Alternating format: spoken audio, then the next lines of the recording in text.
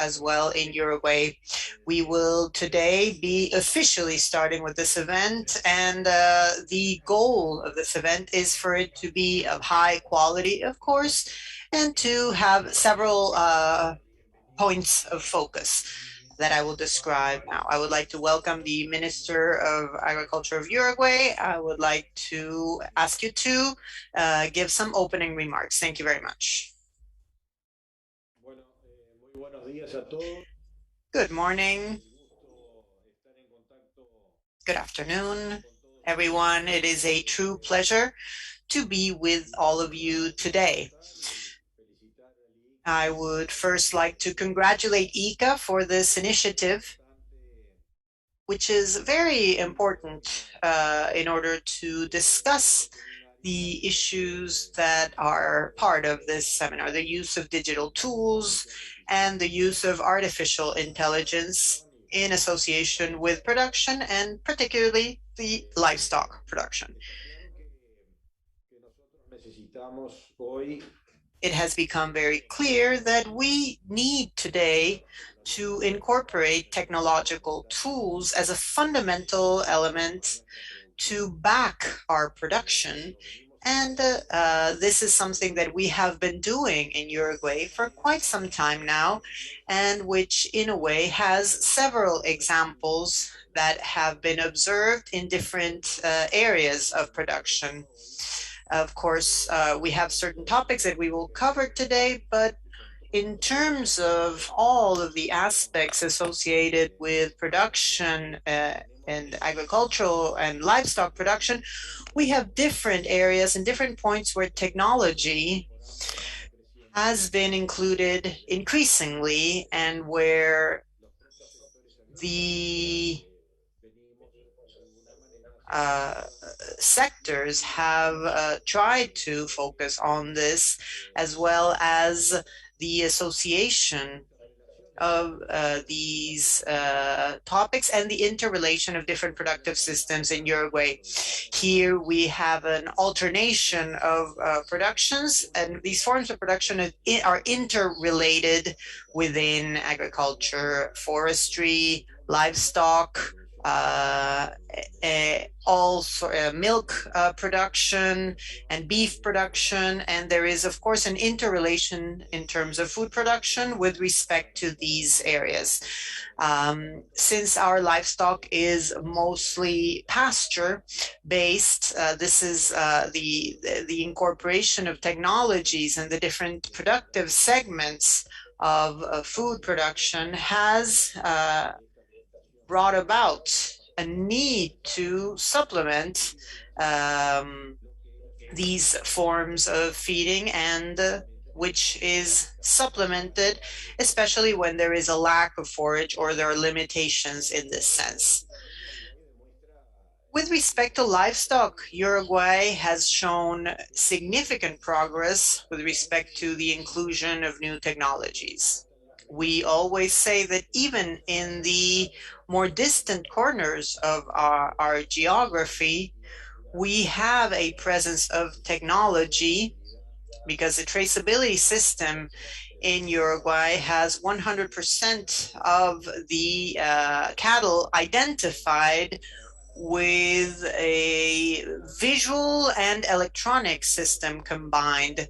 And the purpose of this is to capture information that will allow us to identify that animal within a traceability system, which constitutes a fundamental tool as a state policy in order to determine the follow-up system for these animals, both from the perspective of the territory, where they were, when they were there, with which other animals. This constitutes the fundamental basis of our certification and our quality and safety approvals, and of course the certification of productive processes for our products that are exported.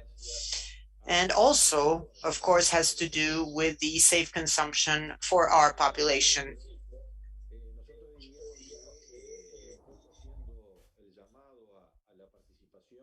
In a way, we will focus on ICA's proposal for this seminar. And in this sense, Uruguay has a need to improve its infrastructure, especially with respect to issues of communication and connectivity. Internet connectivity in the remote corners of our country is a limitation, and this is very important in order to bridge the digital divide. Of course, Uruguay has moved forward significantly in terms of internet availability. However, there's still a lot of room for improvement. And this constitutes a differential aspect because, in general, urban centers have high quality internet, whereas other parts of the territory has deficiencies that should be addressed. This is in order to ensure that the population that either works or lives inside in the territory, in rural territories, can also have access to opportunities that go even beyond production or digital tools, but that also have to do with their quality of life. It is also true that government systems are aiming towards the generation of electronic platforms, and this will make the lives of the citizens easier, and all processes and paperwork procedures become easier. So this will determine the need to transfer the inhabitants of the rural area to urban centers, sometimes to do errands, and sometimes this involves many kilometers that they have to travel. Sometimes climate doesn't help, and they might even be leaving their establishment behind, or they do not take care of their work and have to go to urban centers because of a lack of infrastructure. And sometimes even having internet, the electronic government system is not in a state where they can actually complete these errands or procedures that they need for their personal affairs. So the Ministry of Agriculture and Livestock is currently addressing these shortcomings because we have few available mechanisms to develop electronic files and solve once and for all of these papers that I need to sign. You can see my desk. My desk is full of papers, and this in the future, hopefully, my table will look very clean and will not have so many papers on it. This is the result of a bureaucratic structure that we have in Uruguay, where certain things have been solved based on certain needs. For example, in our ministry, we have 30 computer systems that work and that were applied reactively, yes, to solve certain issues and just to keep the boat afloat.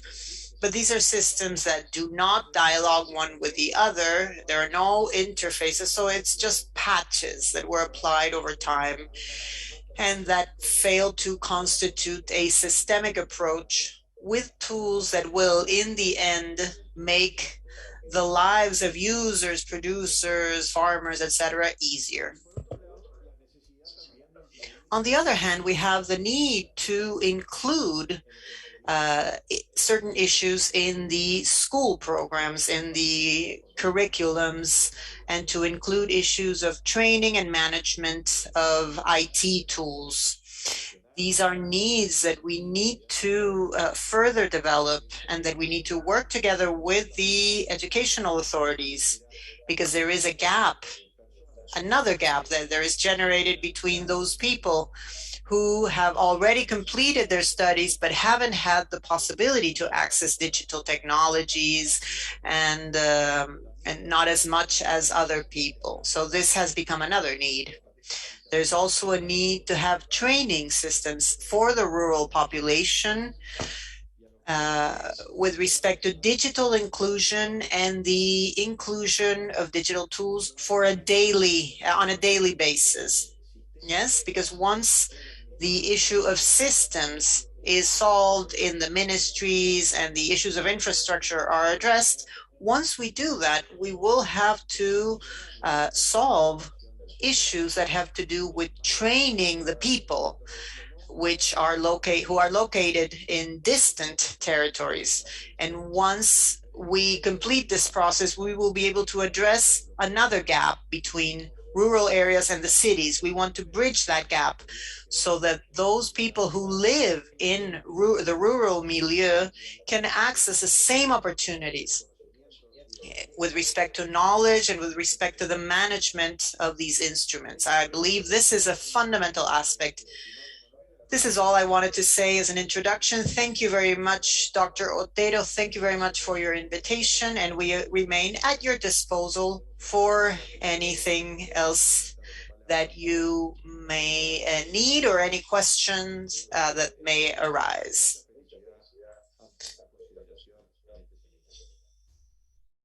Thank you very much for your attention.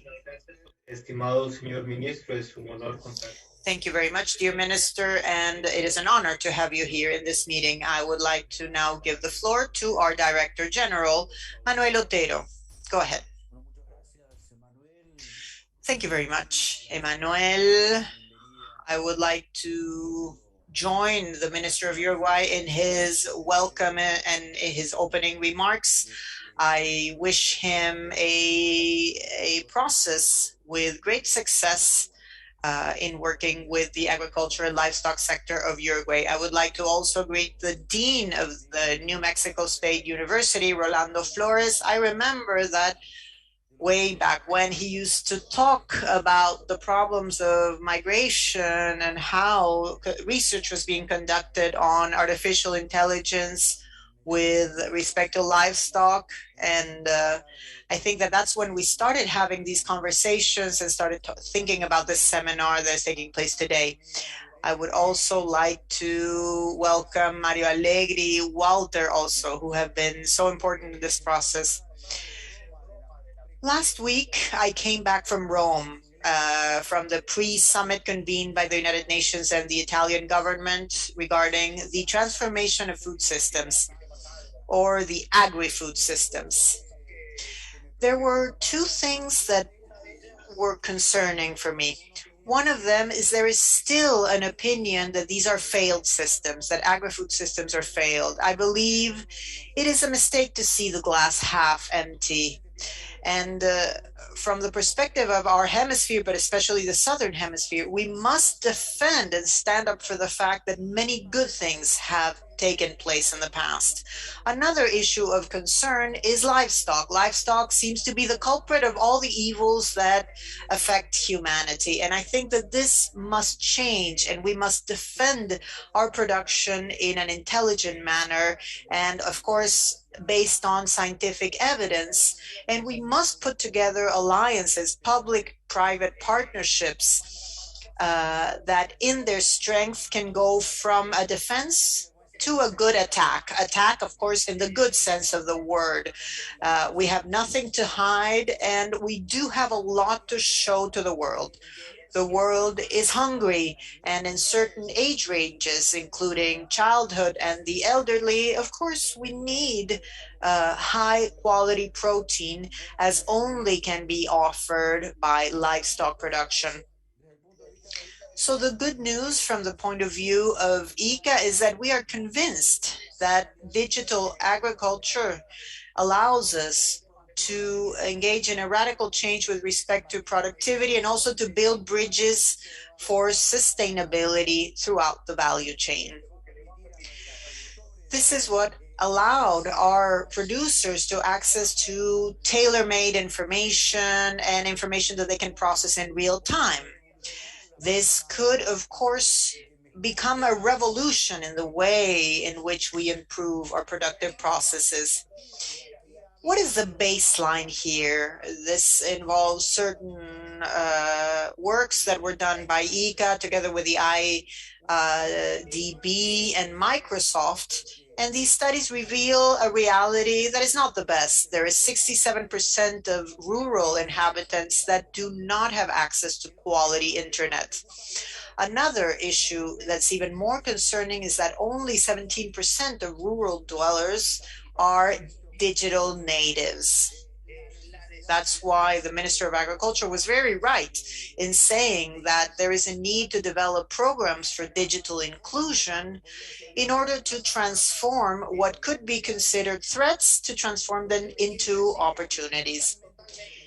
I would like to say that ICA is fully committed to these issues. We are trying to show this, and in the next few hours, we will be actually uh, offering and officially inaugurating a center for the future of agriculture together with Microsoft, with Bayer, with Limo Instruments, and other companies of the private sector. The future of agriculture, together with digital agriculture and digital technologies, is here. The future has arrived, and we are here to show this. We are also working with New Mexico State University, and we are working with Michael Kremer, who went from Harvard to Chicago, and he has an NGO called Precision Agriculture. I forget the exact name, but it's PAD is its acronym. It's an NGO which is taking to the northeast of Brazil their efforts so that they can ensure that best practices are shared with smallholder farmers and therefore improve their quality of life. So we are about to implement this in Colombia as well.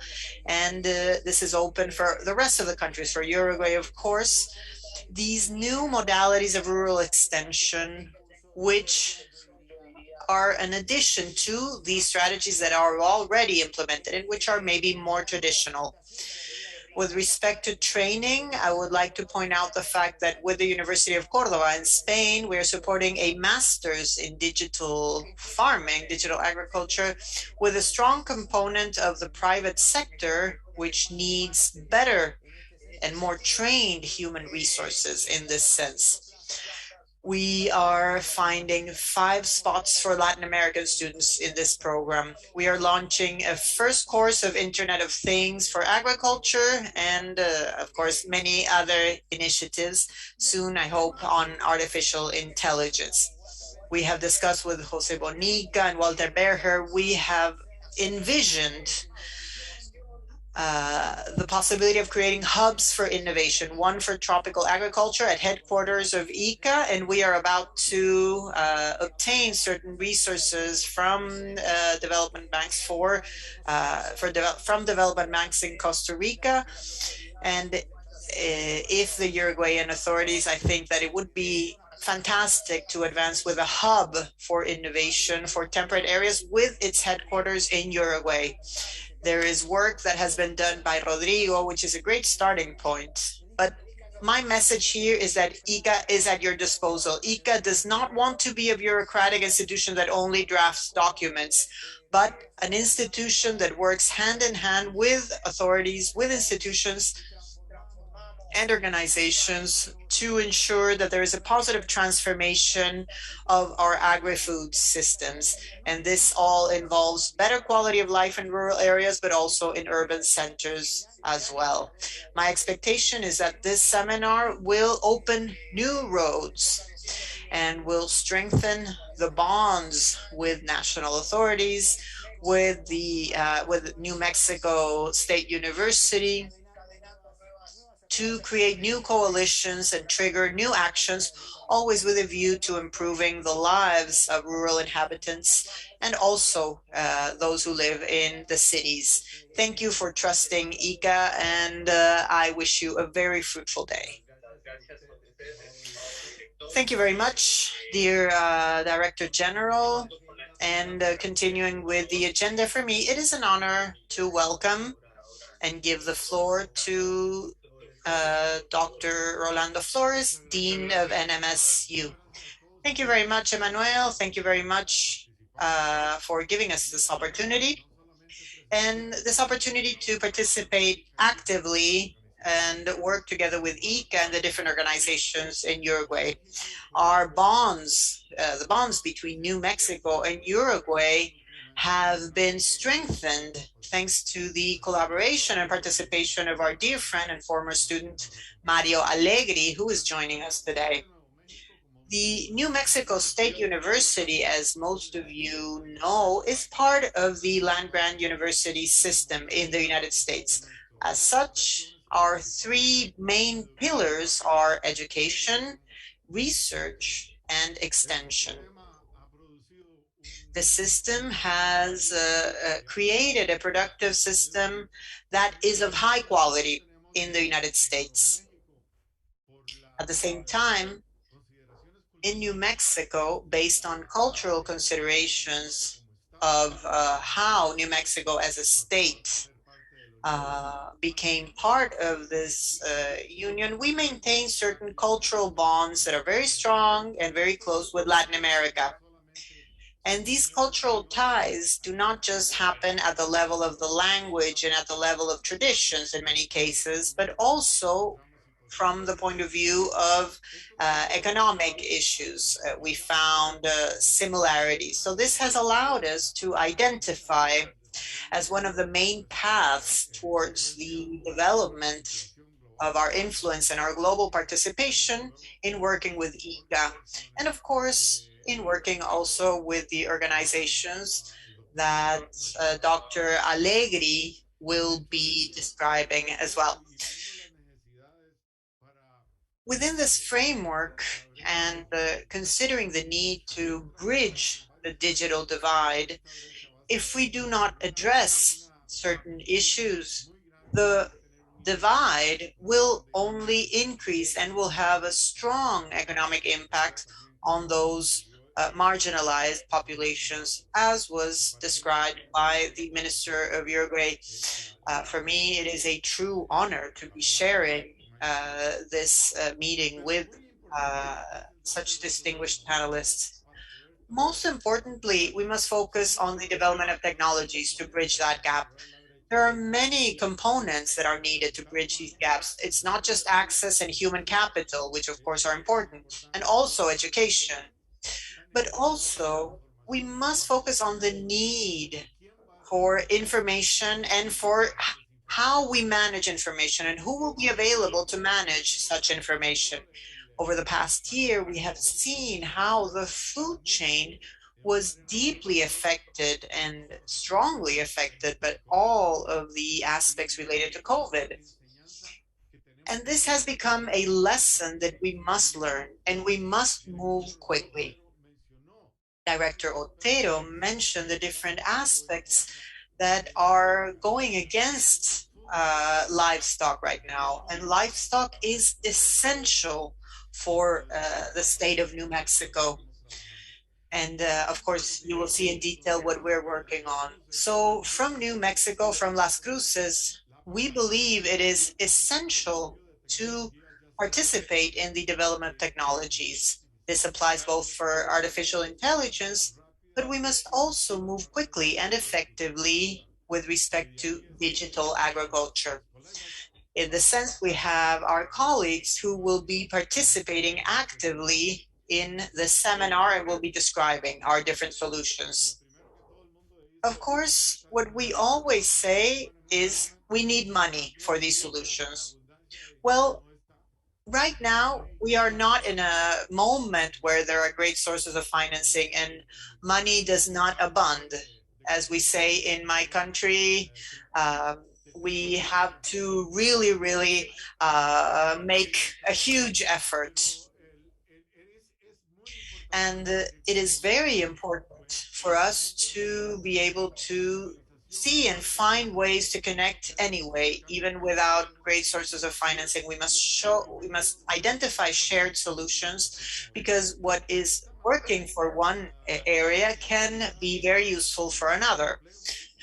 Connectivity is a complex and multi-factor issue, and as such, we must ensure access to the internet, but we must also train human resources to be able to effectively be part of this process. As a university, we have an essential role to play in this sense. I would like to thank the organizers, and I wish you a very good meeting. Of course, I wish the Minister of Agriculture great success in his endeavor, as well as Dr. Otero. And we will be collaborating with you as we have done before and through Mario Alegri, who is in Uruguay. Without further ado, I remain at your disposal, and thank you very much. Thank you very much, Dr. Flores. To finalize this first part of the meeting, I would like to give the floor to Jose Bonica. You have the floor, Mr. Bonica. Go ahead. Thank you very much. Good morning. It is an honor, Mr. Minister, Dr. Otero, and Mario Allegri, of course, a common friend. It is a true pleasure to be here with all of you. So from the INIA, from the National Agricultural Research Institute of Uruguay, agricultural research started more than 100 years ago, but we have existed as a center. We have existed for 30 years. And it's a great thing to share with all of you how our institute is funded. It is co-funded, actually, co-funded by the private sector and the state. Every time a product is sold, part of that money goes for agricultural research, and the state must also allocate a similar amount. So with this co-financing system comes a co-governance system as well. So this is all part of the process. Being so close together with the farmers, and I am personally actually a livestock producer myself, so this leads us to working on research, but things have changed significantly. And maybe today we should be talking about innovation or co-innovation, because we must be with the final users from the moment where we start doing research to develop new products. Uruguay is a very special country. It's just 3 million people, and we have more than 12 million cattle units. So it's really one of the highest amounts, how much we have per hectare in terms of the geography, the geographical distribution. And we don't even have 200 years as a country, but the cows arrived more than 400 years ago. So livestock is definitely a very important thing for us. But the management that we do of our livestock has to change as our knowledge changes. Digital techniques today are a challenge because they are a novelty, but they also constitute an opportunity to produce more, to produce better, and to build trust in our users, in our consumers. As you know, Uruguay exports more than 3/4 of its production. And we have to build trust in people who will be consuming Uruguayan meat, but who don't live here, who live far away. So precise information and science has to accompany this process, and digital transformation plays a key role in this process. Uruguay has good coverage as a baseline, although we do have the limitations that Manuel described, but we might be a little bit above average.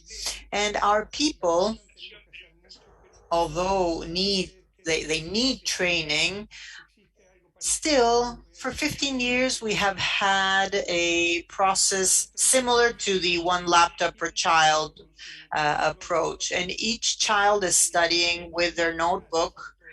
And our rural children, those who don't live in the cities, are learning already in a different way than their parents. And this is a point that is very attractive for the sector. And Manuel has said it, so this is no longer a secret. We want to create a hub. We want to create more knowledge. We want to interact.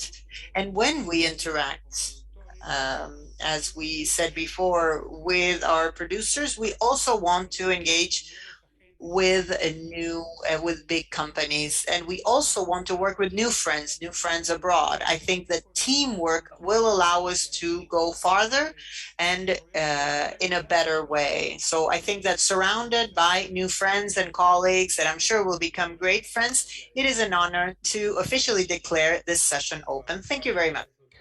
Once again, thank you, engineer.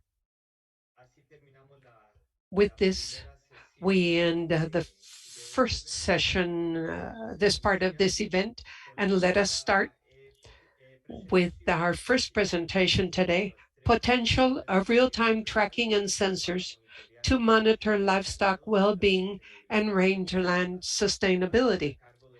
This will be presented by Dr. Derek Bailey, is a professor of range science at the New Mexico State University in Las Cruces, New Mexico. He has a PhD in range sciences and his master's and bachelor's in animal science at Colorado State University. Some of his research interest includes precision livestock management, rangeland cattle, sheep production, grazing management, and animal welfare. Dr. Derek Bailey, it is an honor once again to count on your presence.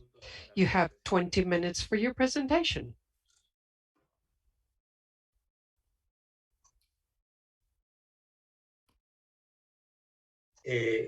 Doctor, ¿está con el micrófono silenciado? No your microphone is on mute. We cannot hear you. Can you hear me now? Yes, sir. Yes, sir. Yes. Thank you. I thank you for this opportunity to visit with you this morning.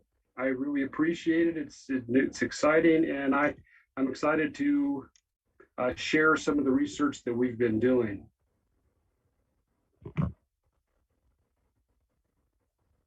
In Western United States, we have extensive rangelands that are arid, semi-arid, and our livestock operations utilize this, and they're very large. At a ranch we worked with in Arizona, almost everything you see in this slide is in the same pasture. This is a tracking of 2 cows in this over 9,000 hectare pasture. And you can see it's difficult. It's difficult to check on these animals. It's typically, most ranchers in this rugged terrain might have to use horses and ride horseback to check on their livestock. But it's difficult to monitor the health and well-being. It's many times you won't see all the cattle even though you ride on a horse all day. So if we could do remote monitoring, automatic monitoring, we can improve animal welfare, productivity, and reduce labor. So how can we answer that? Is what we have termed my colleagues and I as precision livestock management. It incorporates real-time monitoring, artificial intelligence, and it's defined as probably the best is a management system based on continuous automatic real-time monitoring and control of production, reproduction, animal health, welfare, and environmental impact of livestock production. So this, with the improved technologies, Internet of Things, and things, we have a real chance to be able to monitor our livestock on these extensive rangelands that we just haven't had before. It's developing, but it's an exciting new field. Some of the equipment that we use and have been used to monitor livestock well-being on rangeland includes GPS, and this cow has a GPS collar. It has accelerometers. The tag, the orange tag, has a accelerometer on it. And of course, you also use a thermistor to measure temperature, but those are all the things and are some of the equipment that is being most successfully used to monitor livestock well-being. As you know, accelerometers are motion sensors. They detect motion typically in 3 axes. These are activity accelerometers. They're small, light, could easily be placed on a tag. We have them all in our smartphones. They're very useful new chip. And essentially in the US, there's people use Fitbits to monitor their exercise and activity. And so we are using Fitbits for cows and sheep. Now, what do they measure is that they measure accelerometer data measures movements in the 3 axes. And here's some examples of some raw accelerometer data from sheep. And these are ewes, and you can see if they're standing, there's very little movement, or lying, there's very little movement in both all 3 axes. That blue, green, and red lines are the different axes of the accelerometer. And again, in contrast of standing and lying when they're feeding, there's lots of movements, lots of variation, and there's different patterns of this variation for the different behaviors. You can clearly see there's a different pattern with the contractions associated with lambing compared to feeding or licking the lamb after parturition and after lambing. So there are different signatures, different patterns of movements that can be recorded by accelerometer for different patterns.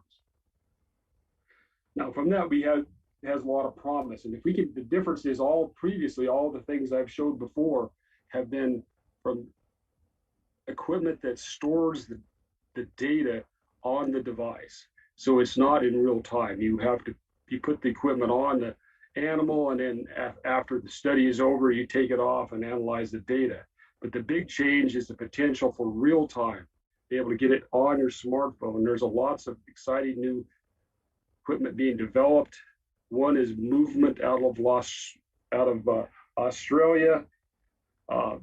We're testing that. I'll show you about that. There's digital matters and also accelerometers. We're working with a company called HerdDog, but there's lots of others.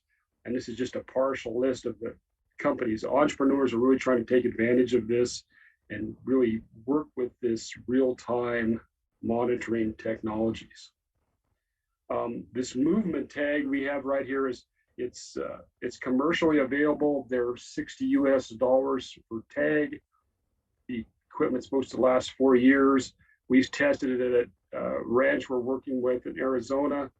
We in 2019 we set out a set, and they recorded from 1 to 16 positions per day. Had some issues, and currently are evaluating a new set, improved of these technologies, these movements. It's essentially a ear tag. Has a battery that's solar charged to increase battery life, and the way it fits on the ear and the way it works, there's a GPS receiver on the tag, records the cow position every hour. Then that information is transmitted every hour to an antenna. The potential to go 8 to 10 kilometers from the cow to the antenna. The antenna then transmits that data, typically through cell phone technologies, or you could probably do it with satellite technologies. And then it goes to the internet, and then goes to the rancher using a smartphone app. And so you can see the latest positions of your livestock. It's still working on it. It has some issues, but it is commercially available. This is another one that we're testing in just north of the thing in mountainous terrain. It's called Oyster 2. It's a Digital Measures makes this. It's designed for monitoring freighting truck traffic on highways, but we were having good luck with it, even placing it on a collar. You can see on the right side, they take that device, we attach it to a collar, and this is some data I collected yesterday of the tracking of a cow in mountainous terrains. So you can see the positions of the cow in real time and see where this heifer has moved over time. It seems to be working well, but it relies on cellular reception. So the data is recorded every time the animal moves. It's a GPS fix. And then every hour it attempts to transmit that via cell phone technologies to the internet, and then we can pick it up and see them in real time. And even in this mountain terrain, it seems to be working because there is some cell phone technology there. So what can we do with this if we had it? And so these studies are based on a store on board thing and not real time data, but it does give us a good chance to test what some of the things we might be able to do with this as this technology evolves and gets more effective, cost effective, and more reliable. A study we conducted in Australia, they were monitoring heifers on a water intake, and 2 of the heifers got a disease called bovine ephemeral fever. It's called 3-day sickness. It's a viral disease. It's carried by mosquitoes, other insects. It brings on onset of high fever, stiff shiver, affect their walking. They typically quit eating, drinking, but usually the illness only lasts a few days if the animals are not stressed. So it turns out that on these things, we had heifers, young heifers that were being studied. And if you look at this, the difference between a comparison of a healthy heifer and it's sick, and then on the bottom, this is a diurnal pattern starting from 12 o'clock midnight through noon through the evening, during times when you typically expected the animal to graze. As you can see in the morning, healthy, there's an increased activity in this index from the accelerometer of the 3 axes called movement intensity. But when they were sick, it was much more depressed. And you can see a distinct change in the behavior on the day they're sick before the caretaker would notice the sickness on the animals. So that says that there was real potential for this to detect a disease, a viral disease that these animals got. It's because there's clear change in animals, just like we would detect visually if the animal is depressed, the accelerometer detected it, and it could potentially detect it remotely. This one, we also did a study on campus at New Mexico State University, where we had accelerometers on ewes prior to lambing. And so notice, so 0 is the time that the ewe lambed. And this is 3 different accelerometer metrics. One was the range, the high, the low, each minute is the green one. The range, the high and the low, each minute is the red value. And then the standard deviation of the movement of the x-axis is the blue line. And notice there's an increase, all those things is an increase of activity, just like we saw below. The wider the range, there's more movements that are occurring, and there's a big, large increase just prior to lambing that drops off, but it's still more elevated than the behavior prior to lambing. And if this there's been other work in New Zealand with our colleagues from Australia that shows similar things. Accelerometers have real potential to detect lambing and then potentially calving remotely, which can be very useful for welfare issue. In the West, and I'm sure most livestock, so I think water is the most critical nutrient. Ranchers must check water frequently, probably daily in the summer, and at least every other day in the wintertime, depending on the capacity of the water tank. So that's a big labor requirement. And if the water system fails, it is a huge animal well-being concern. It's a major concern, especially in the summer. So we wanted to see if this equipment might have potential to detect a water failure with sensors on the animal. There's also real-time sensors of like floats on the tank to check the water levels, but perhaps the livestock themselves can be the best indicator of a failure. This is 2 tracking patterns. On the left is a normal pattern of a cow. In this Arizona study, the cow is going to water, is the white dots on the left. She walks to water at a good pace, drinks, then walks out, loafs, rests, and then starts to walk off and rest because it's typically watered midday and it's warm, so the animal don't graze. And so, but they don't stay around the tank. They leave after they get their drink. In contrast, the simulated water failure, the animals walk to the tank and then do not leave. And they didn't leave there, and that causes you can monitor that very well, and that's typically a normal thing to see if the water is failure. The animals do not leave the water tank if the water is not available. So if you look at the distance from water, this is on the left is our simulated water failure. On a normal day, on the blue line, the distance from water after they enter the water lot in that small area where the water is available. After they enter, they soon leave, and so the distance from water increases rapidly. If it's restricted and the simulated water failure, they don't leave, they stay nearby. So we can use real-time GPS to detect simulated water failure. The GPS tracking worked the best, but there was also an increase in activity that we detected with accelerometers when the water was restricted, because the animals were perhaps agitated that the water was not available. Another thing we tested was the accidental, unexpected feeding of a moldy forage.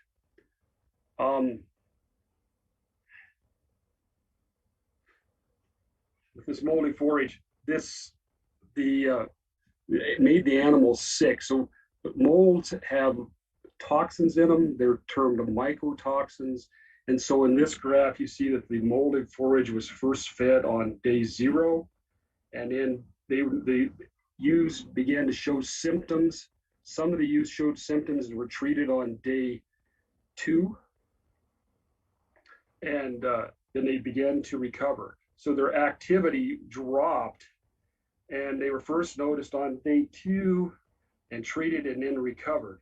If we look at that just slightly more in more detail on the next slide, we have the black bars are animals that have no symptoms that weren't treated, and the gray bars are the ones with symptoms. And notice that all during the morning when the animals were fed, they were fed in the morning at 8 a.m. After on day 0 is when the day that the moldy was first fed. Soon there was a drop in activity in the morning and afternoon and evening, but not at night. At night, livestock typically sleep and rest, and so there's not a big change in the nighttime behavior, but it's typically, you can notice these changes in welfare issues because they do not eat, they're not as active in periods that they normally are. So this type of approach is sort of thing that we need to check and see if there's a deviation from their normal activity, and those normal activities typically eating, walking, those types of things. We're also interested about the sustainability of natural resources in riparian areas near streams. Livestock impacts can occur quickly. This is an example of a study we did in California. Notice that two of the cows we have tracked here, 2 of the 4 cows we have, or 3 of the 4 cows, spent a lot of time next to the stream, which is in blue and indicated by green. Another one of the cows, 2093, did not. So we are very interested, and we're starting to do work to see if the GPS can predict the forage use, how much of the forage is consumed, and make sure that it's not overutilized and overgrazed by GPS tracking. One way we did that was just to check on the defoliation level, how much of the forage is grazed. We looked at social interactions, looked at the time that 2 cows were together at a distance of 75 meters or less, or also 500 meters or less.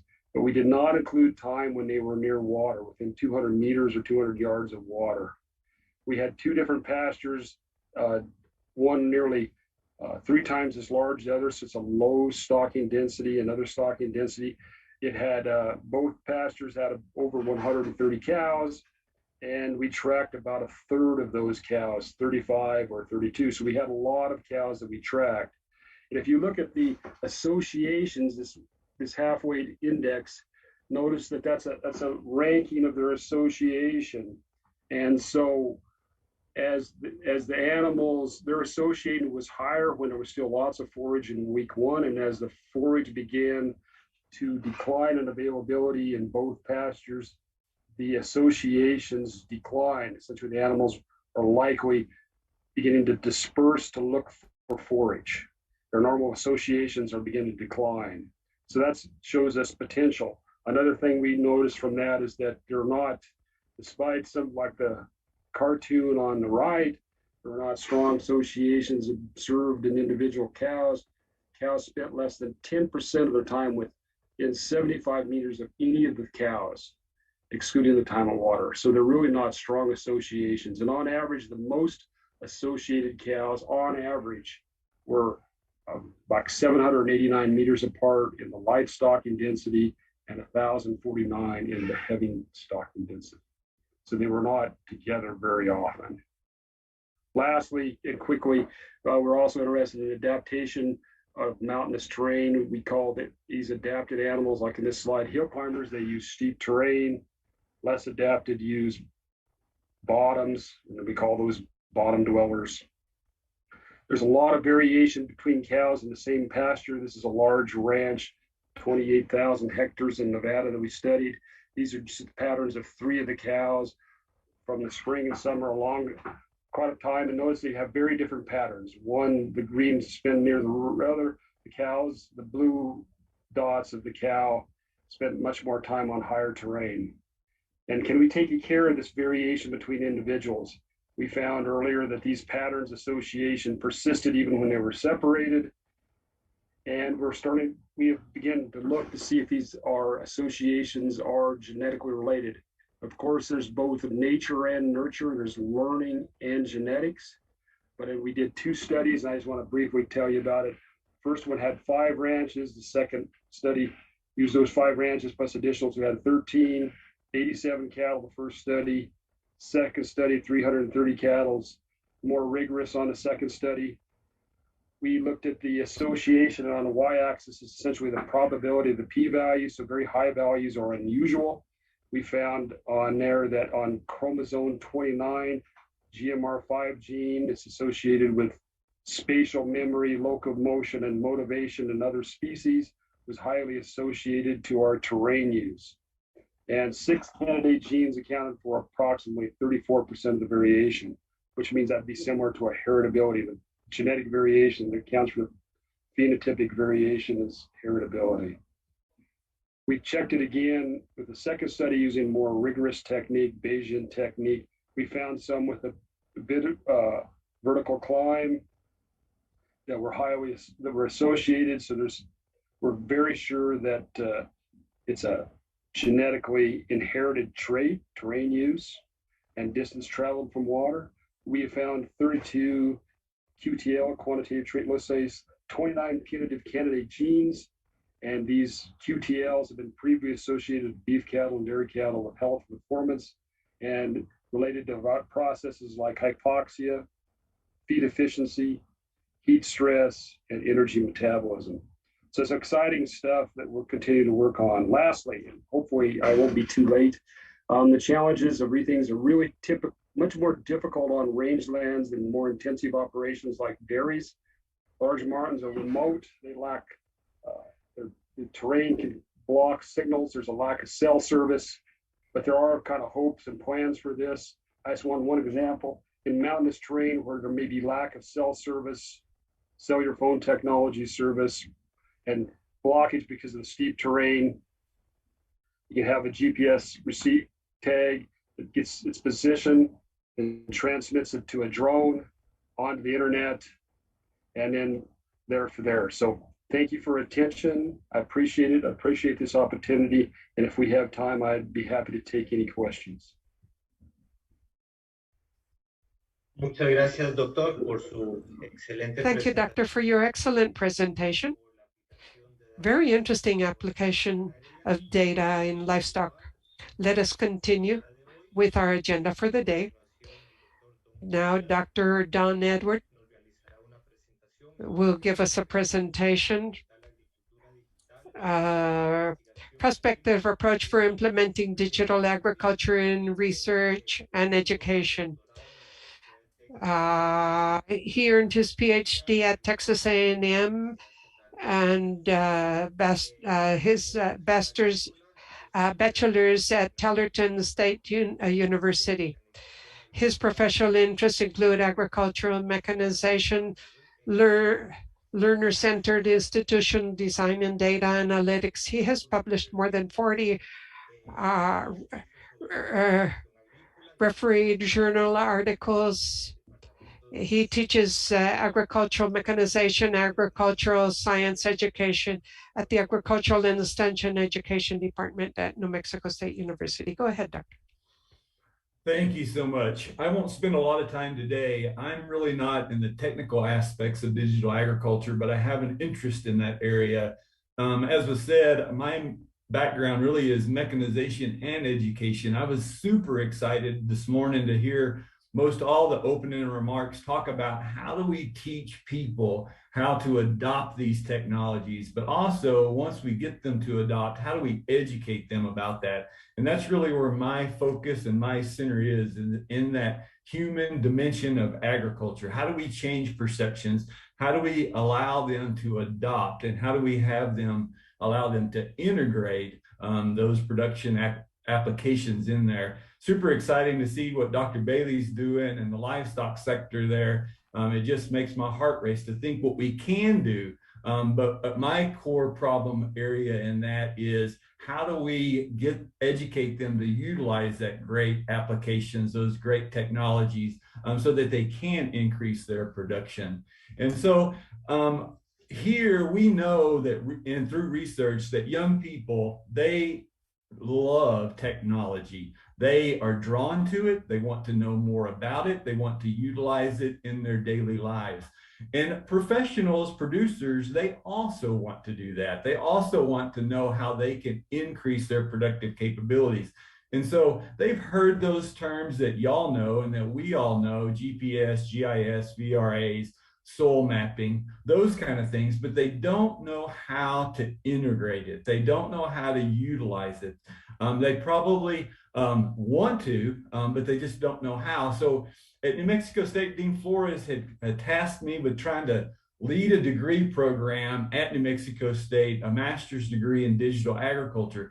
Last week, we just got official word. It's through the system. We're very excited about that because we know that if we take people who have interest in agriculture, we take people who have interest in digital technologies, that we can increase production not only in New Mexico, across the nation and across the world. And we're hoping that through these collaborative efforts, through computer information systems, engineering, the College of Agriculture, that we can start training those people who understand how these work and then can implement that in professions, in their professional lives, and help those producers at the end go.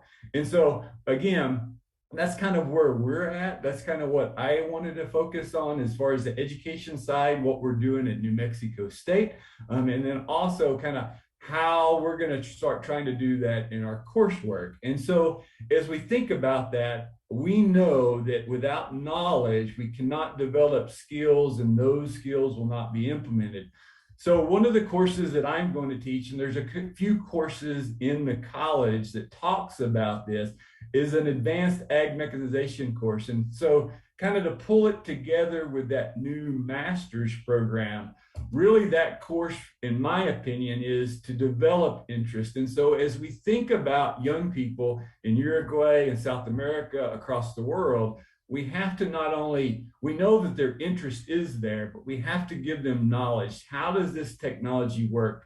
How does tracking a cow, what do those data points really mean? How can we utilize that to either change what we're doing in our agriculture production capabilities, or how do we, do something different in order to make sure that we're profiting the best that we can? And so the way I look at that is that we really have to have a lot of hands-on experiential learning activities in there. And so we're going to try to really adopt quite a few different things in there. So the next slide, I don't know how much knowledge most people have, but again, we know that there's precision spraying out there for crops and pastures.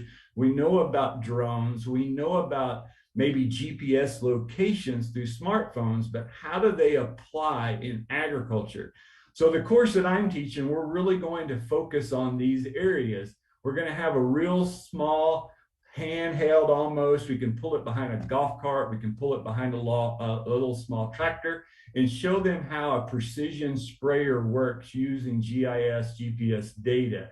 We're also going to have, you can buy very cheap drones for young people to work with because, you know, $100 is a lot of money, but it's not $1,000. It's not $2,000. And when those drones break, we can fix them very easily. And so when we're test piloting them with young people, they can see it, they can see how they work, they've heard about it, they've seen it on the internet, but they can actually utilize that. And then we can also showcase them with those precision applications, that drone there on the right, of how those big drones work. And then that's just a GPS GIS total station for surveying, because we want to plot the land, we want to map the land, we want to then figure out how to spray the land to kind of encompass all the things that they not need to know on one aspect of digital agriculture. Okay, so things to look forward to that we're really going to work in the next couple of years here at NMSU, especially in my area, is we really want to know how people, how students, how producers process information and how they want to learn. Do they have an interest in it? How does that interest, is it best vetted? Is it through something like a field day where we bring them together and demonstrate those activities and allow them to demonstrate those activities? How best can we allow them to learn about those digital technologies? Because as we think about it, especially during this COVID process, we know that we can teach people face to face. Can we teach them as effectively through a Zoom conference, through a Zoom workshop, through YouTube videos, through whatever other opportunities that we may have? And then also, what are their perceptions? Because I know, you know, I come from a very productive agriculture background. It was very difficult for older generations to change, to adopt new technologies, to diffuse that information into those communities, into those states, or even into countries. And so how do we change that? What are the barriers for them to adopt it? Is it economics? Is it availability of internet access? And then how do we develop a plan in order to implement that? And I think, you know, we can have the best technologies available across the world. We can have academicians like ourselves who understand the need, but if we can't get people to adopt it and implement it, then it just goes that far. We just know what it can do. We just really can't impress upon those local constituents, those local producers, how to move forward with that. And with that, I would take questions. I wanted to try to get us back on time. I didn't want to spend a lot of time, but it's very exciting. I appreciate this opportunity to be here and very excited to where things will go in the future. Las gracias a usted. Vamos a dejar las preguntas. Thank you very much. We will leave the questions for the end. We will put together all the questions and then ask them at the end of the session. So we will move forward with the agenda. Thank you. We are live streaming on Facebook and YouTube and Charwa TV as well. So we are also on social media where you can ask questions as well. I would like to continue with today's agenda and introduce Dr. Manoj Sukla. He will be sharing with us a presentation on monitoring systems of IoT, Internet of Things, for digital agriculture, and how this is carried out in New Mexico State University. Dr. Manoj works as a professor for research on the physics of soils, and also he works at the School of Agricultural Sciences and Environmental Affairs of New Mexico State University. He is part of the Soil Sciences Association, and he has conducted research and has been the co-chair and part of many state research studies and on soil physics, and part of the Soil Sciences of America. Doctor, you have the floor. Thank you. Thank you very much. So I hope you can hear me well. Can you hear me? Escuchamos, sí, señor. Sí, señor. Go ahead, Miguel. Go ahead. Okay. All right. So, yeah, I'm really delighted to be here today talking about some of the digital agriculture effort that we have started here in the Line Daker farm. These are my collaborators. Some of them are from College of Engineering and the others are from the College of ACES. So New Mexico State University has about 12 science centers and the Linebacker Plant Science Center is one of them, which is located in the Las Cruces, in the where the main campus is located. The Plant Science Center at Linebacker is about 203 acres and it also has some greenhouses, hoop houses, and also the labs. It is one of the premier plant breeding site for the researchers of New Mexico State University, and a lot of work is carried on cotton, chili, alfalfa, onion, and pecan breeding. We also have started very recently in the last 3 years a work on the water use efficiency innovation. As Derek mentioned in his presentation, that water is a big deal here. Water is a problem. The availability of surface water for irrigation is a problem. And therefore, we are working on the water use efficiency innovation. And therefore, you can see in the line Daker, we have all different types of irrigation system, the traditional flood and furrow, as well as we have the both microgravity drip irrigation, as well as the pressurized drip irrigation systems. We are collaborating with many institutions, of course, Israel, which is a leader on the water management. So there are 3 companies, CropX, Thalia, and Endrip, which are collaborating with us here in the Line Daker farm. And we are also collaborating with one of the other company, which is known as the Meter Group. And we are essentially the testing hub for these companies. And we also help them improve their digital technology initiatives that they have undertaken. Let me tell you a little bit about what we did here in the Line Taker farm. So of course, when you are trying to collect any digital data, you do need data loggers. And so this data logger, which is essentially Arduino based, was developed by the researchers and the student here at New Mexico State University. And therefore, what we were able to do that, we were able to significantly reduce the cost from $2,000 to about, $110 for collecting the data. And this is also not only a low cost data logger, but it is wireless capable. And therefore, it can send the data wirelessly without needing any Wi-Fi or anything on the farm until it reaches a data retrieval system. And from here, if there is a Wi-Fi available, the data can be transmitted to any server. For example, we have established a Google server and as well as a server on the New Mexico State University website. So all the data can be accessible there. So we have, several sensor nodes. This field essentially is where we are collaborating with NRIP Israel. Half of the field is planted to pecans and the other half to chili. And we are continuously monitoring the data from here. There is a new project that is very recently started here on land fallowing, because one of the options to conserve water is to not grow crops every year. And then there are other nodes which can be installed anywhere in the field. All of these data is collected here and sent, transmitted to our server. Generally, this system has a good range, it's like 2 miles when it is seeing each other, and it's very close to a mile when there are some obstructions, for example, the trees.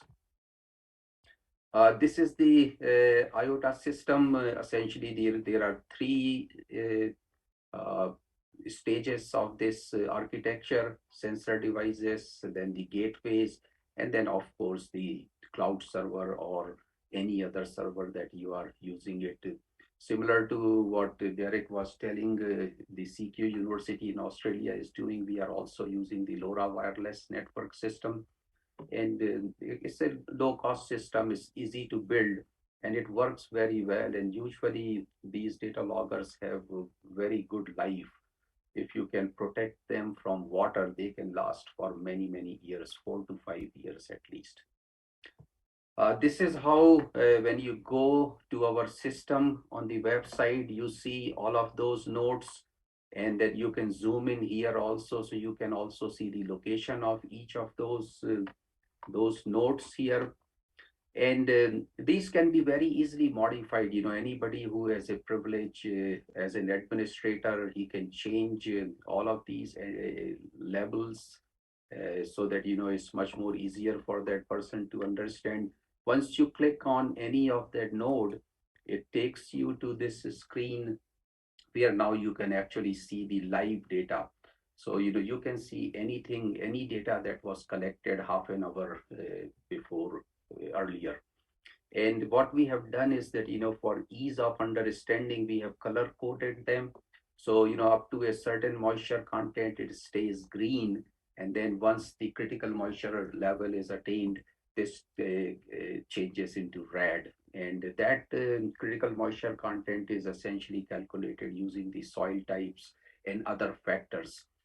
Crops also, like for example, the onion, it could be a much higher critical moisture level. When you are talking about the cotton, that could be much more smaller. So those things can be adjusted, and you can see it. Generally, not much of a technology is required. Anybody who has a computer, he can access it very easily. But however, if the people who are not interested in obtaining this data on a computer laptop, we also have the apps for cell phones. And essentially any user has the three different options. He can either choose a tabular form where he can look at the moisture content numbers, or he can choose the graphical interface where he can see the color, and based upon that he can design it, or he can actually look at the data.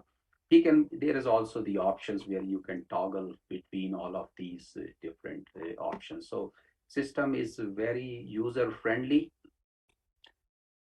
The other things that we are doing is that we are also monitoring data on a spatial scale. For example, the leaf temperature and the spade readings, and that the overlay maps, when they are created with leaf temperature, spade readings, soil moisture content, you have a very good idea of the plant stress at different parts of the field.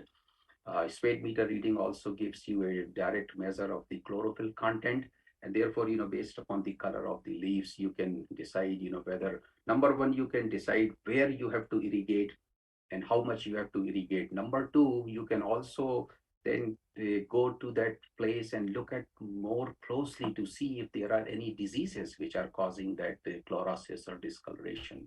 So literally many different things. Third thing that we can do is to detect whether your drip irrigation system is effectively working or not. Sometimes the drippers get clogged, and so those are the things. Some of that data we can collect, of course, manually, or we can also use the drone to get this spatial data. And once you have this data, we can create all of those spatial maps for different things. We can have a simple video camera, so we can look at the weed population, or how many different types of crops are growing there. We can have a multispectral or hyperspectral camera, and then we can do many different things for a very efficient on-farm management. The one other thing that we are working on very recently for the last 1.5 years is to come up with some robots. Those robots can actually do a ground truthing for us. So after much of the research, we have tested different arms of this robot, and now we are settled with this arm because it has a much more maneuverability. Almost 180 degrees sideways it can go, and almost like 270 degrees in certain angles it can rotate.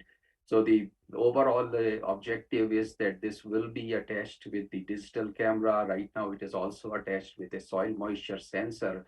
So basically the robot can be programmed in such a way so that it can drive through the furrows, and it can stop at certain specified locations, collect pictures of the chili, and also take a moisture content measurement, and therefore those data can be very easily used to do the effective management of these farms. So overall idea is eventually to combine both ground truthing using this robotic data, because the drones can mostly collect the data from the top, but in order to have a much better idea of the actual crop status, we will be using that. The future research will be on developing or building some of these arms so that these costs can be brought down, because ultimately, as Dean Flores mentioned when he was talking about that, money is always a issue,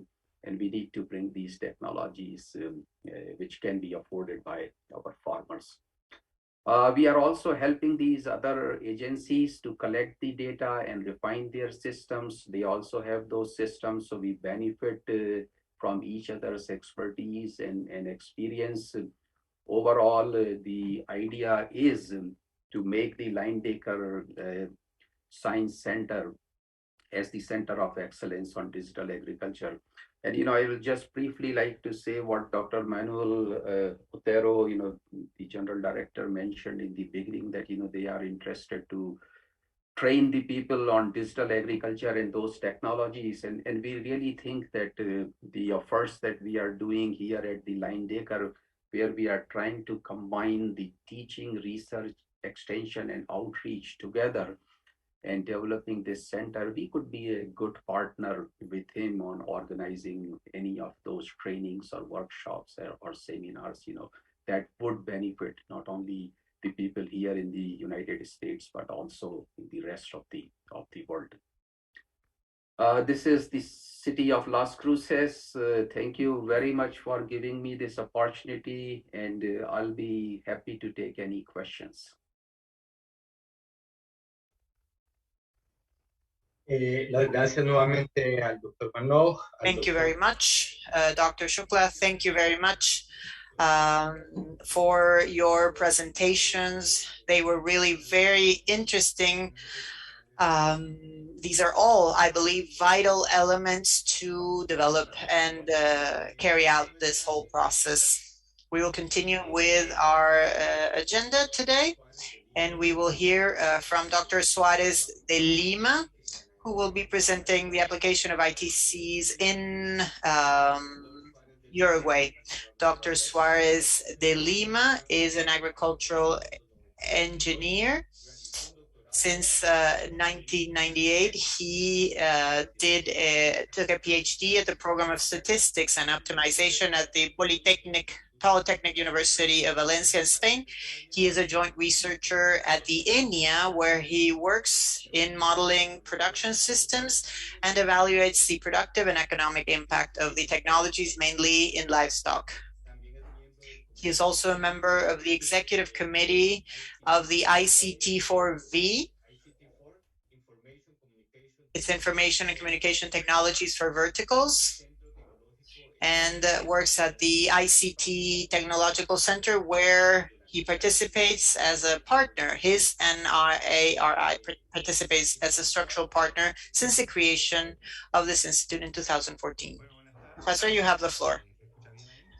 Good afternoon. Can you hear me okay? Yes? Okay. Thank you very much. It is a true pleasure. Thank you for inviting me to participate in this workshop.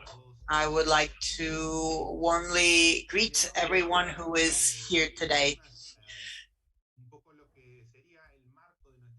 What I will be sharing now is the framework of how livestock production takes place in Uruguay. I will be discussing issues pertaining to traceability in Uruguay, which is essential for livestock. I'm sure that the people from the Ministry of Livestock should probably be presenting this, but I know that they were very busy, so I'm presenting on their behalf. But I think that traceability is a public good, and it's very important for Uruguay. So the purpose today was to present the current status of these issues with respect to animal identification as the basis for a future joint work for digital tools in livestock and agriculture, and that's what we will be focusing on to find future collaborations with the people from New Mexico State University. I believe that everything that they presented was very, very interesting. The president of the NARI of Uruguay already described a bit what the reality is in Uruguay. We have 4 bovines per inhabitant, so it is a small country with a lot of cattle. We have 12 million bovines and 6.5 million sheep. We have an activity that accounts for 12% of the GDP. We export about 70 to 75% of what we produce. We are a large producer and exporter of meat and of beef, so we are a large exporter. We are a small country, like I said, but we are 7 in the list of world exporters. Our export destinations are more than 120 countries, and we will be discussing this further in the next slides. I will go a bit slower because I know we have interpreters and I'm speaking very fast. As good Uruguayans, we produce beef, of course, and we eat a lot of beef. 86 kilograms of total beef, 46 kilograms. 86 kilograms of total meat and 46 kilograms of bovine meat. This is a picture that was taken of our main football or soccer star, Luis Suarez. We have a country that has a high dependency, both economic and social, on livestock. It is a very important activity in our country. And this is in a way, the introduction to describe how livestock has evolved and where we are right now. In 2004, we had certain events in our country, and this pushed the price up for commodities. And this called for a sustained increase in productivity, even up to date. And in association to this, we verified that, for example, the prices we can see on this chart since 2005, we started to see a growth in the crisis of 2008. So we saw a drop. These are dollars. Yes, this is the price of one calf was sort of following the dollar. And then it went up $2.5 per kilo, up and down more or less, but it has sort of kept stable with ups and downs until 2020. This is a result of investments and, of course, a different approach to livestock. The value of the product was considered differently, and everyone considered that it was worthwhile investing on this activity. So it involved a series of investments. At the same time, an important component is the fact that rural salaries went up significantly after 2006. So this, of course, increased the cost of labor, and in many cases, this brought about the advantage of maybe automating certain activities or mechanizing certain activities. As processes that were identified during the period 2004-2021, we had a higher appreciation of livestock production in general, intensification of the production system, and improvement in management processes. So automation of certain processes, management software, mobile applications, etc. All of this was favored by livestock individual traceability systems, and we will discuss this in detail because this plays a key role as a platform for further development. So what is bovine individual traceability as the country has it today? In terms of its history, Uruguay has been identifying and controlling cattle movement for more than 1 century. 200 years as a nation and 400 years of cows, wandering about our territory. So we have vast experience and there have been significant advances made. In 1875, the law established this marking of the cattle. In 1974, we established the system for group traceability. This was also by law. In 2006, we started with individual identification by law as well. And in 2010, we defined that all cattle had to have traceability. Not 2000, yes, 2010, I'm right.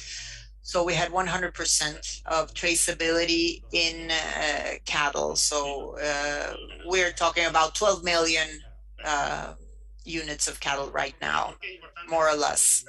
And why is traceability so important? The possibility of tracing something that is eaten from its origin and undergoing all the different stages of production until they reach the final consumer.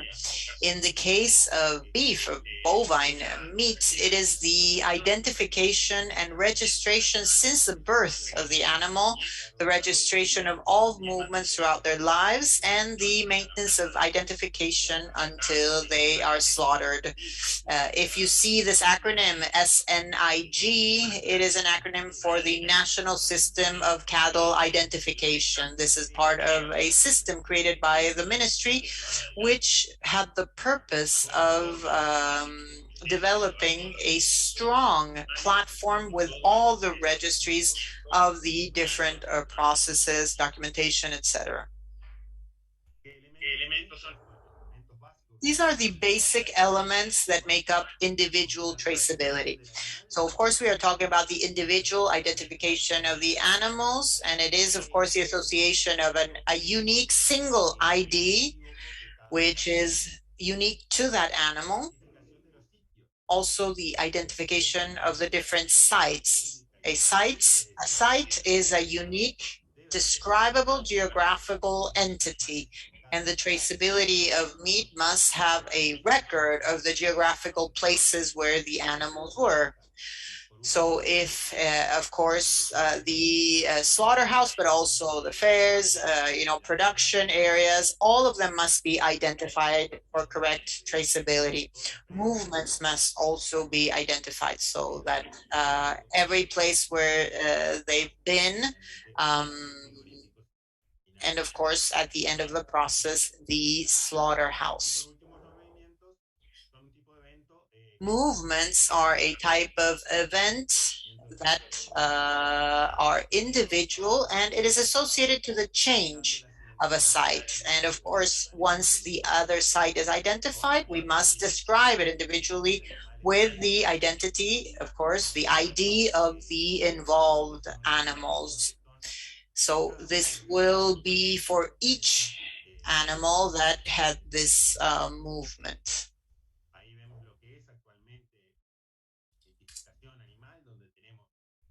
Here we sound the electronic caravan and a visual caravan with the reader on it.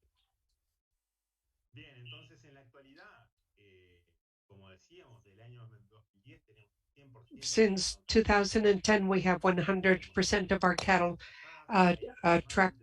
There are about 12 million heads of cattle, 3 million new ones each year that need to be registered.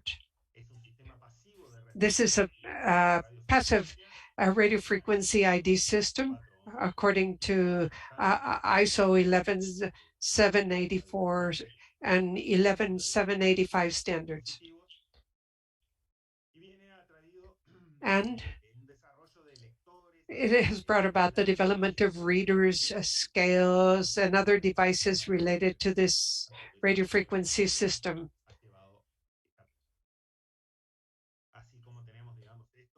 And we have Just as we have the hardware, we have the software developed for the interconnection of all the readers, the RFID, the scales, and all the data, uh, uh, all the data involved. These are all tools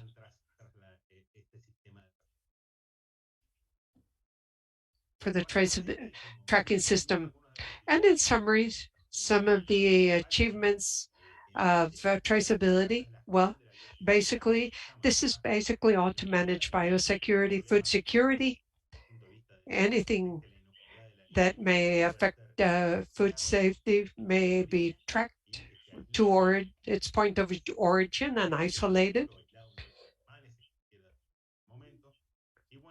And in biosafety, we have the control of different zoonoses, something which is very, very useful. It is possible to certify the production process throughout the entire chain. And secondary aspects, which are also very important. Basically, we have the theft of animals. They're control the theft of animals. This is much more efficient for tracking. Genetic improvement, all the breeding part, this is very important. Manage the land and control of these animals. Impositive controls also. And obviously for research.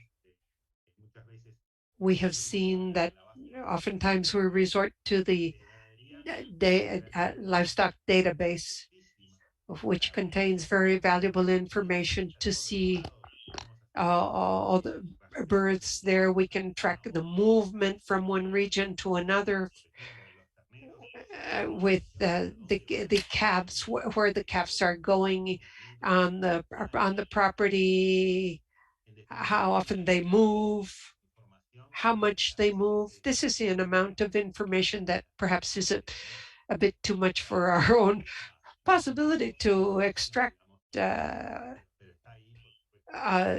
detailed information or detailed data from that. And since pictures worth 1,000 words, well, a video has thousands of images, so we will cover millions of words here. This is a short video of the traceability and the cold storage part. This is very interesting, in my opinion, at least. I don't know if the audio would be any good at all.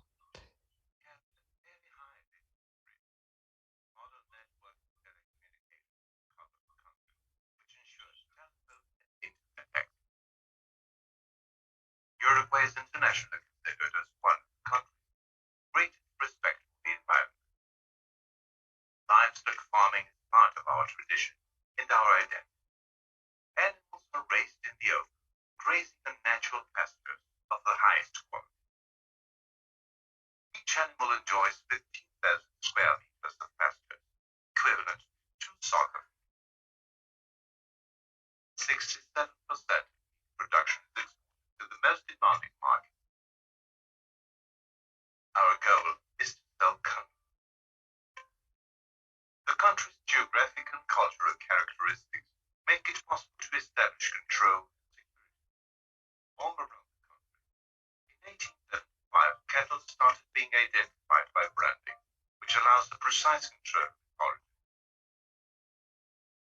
More recently, in 1977, an animal movement registration system in Costa was established, which was one of the first to be accepted by the European Union in the 90s. In 2006, an independent animal identification program was launched. After this day, traceability installed on all processing plants.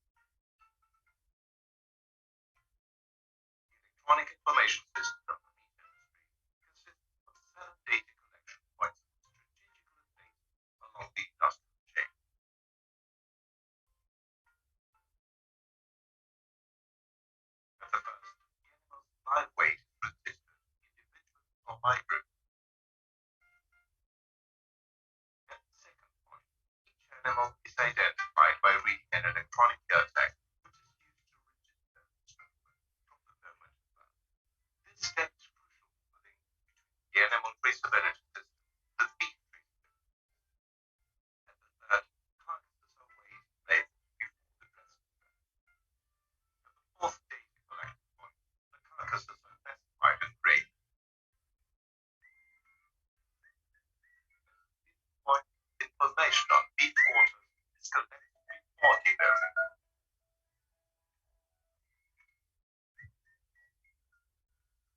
At the sixth, boxes are packed and labeled.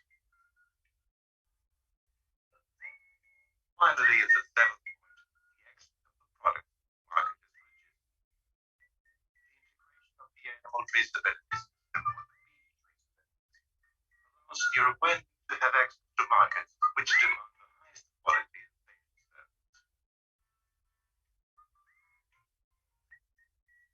Livestock producers have access to customized information of their animals, what strengthens confidence between them in the industrial chain. The system covers the whole country. The Ministry of Livestock, Agriculture and Fisheries and the National Meat Institute, the public non-governmental agency, manage the whole traceability. It is also externally audited every year by the British Standards Institution under the ISO 27001 standards. For these reasons, Uruguay has one of the world's most complete and updated information systems in the meat production chain. Our commitment is to offer complete information all along the productive cycle. Uruguayan meat, from nature to table.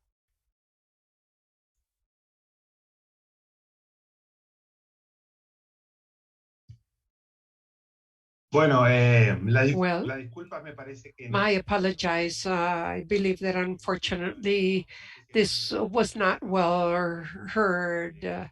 I hope the participants, well, I got a gist of what this was all about. Well, anyway, this was basically showing traceability all the way from the pasture lands to the end of the process. At this point, I would like to refer to future and challenges.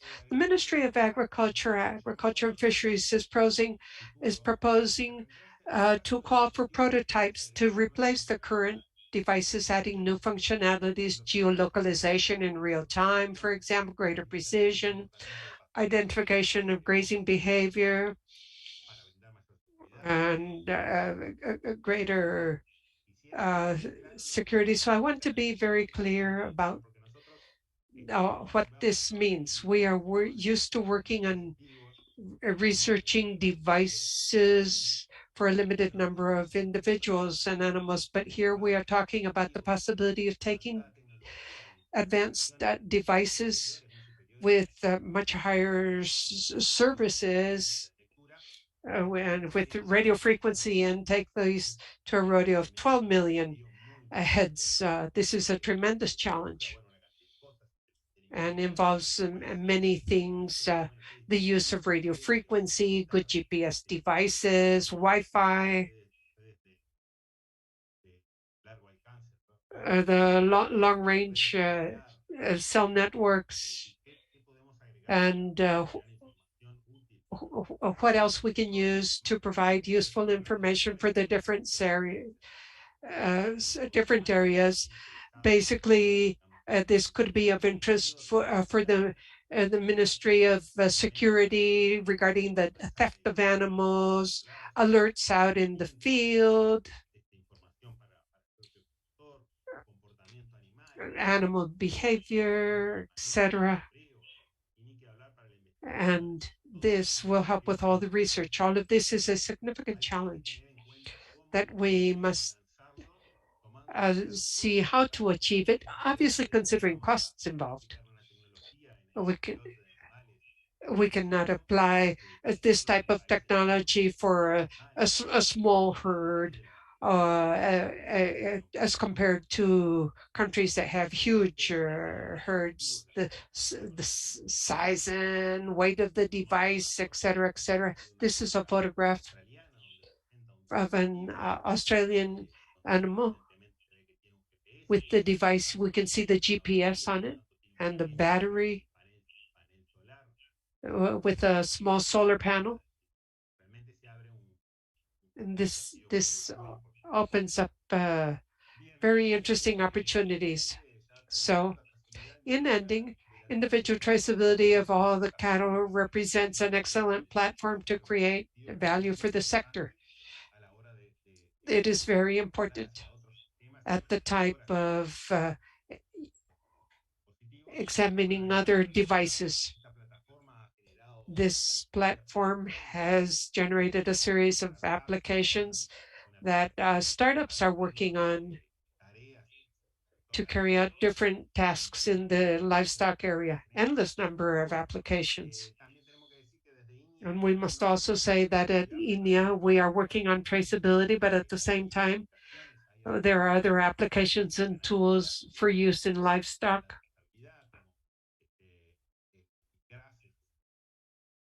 And the different areas, they work with geographic information center systems for water balances, for example, estimate available water, non-retained water, and this is very important in the medium and long term for the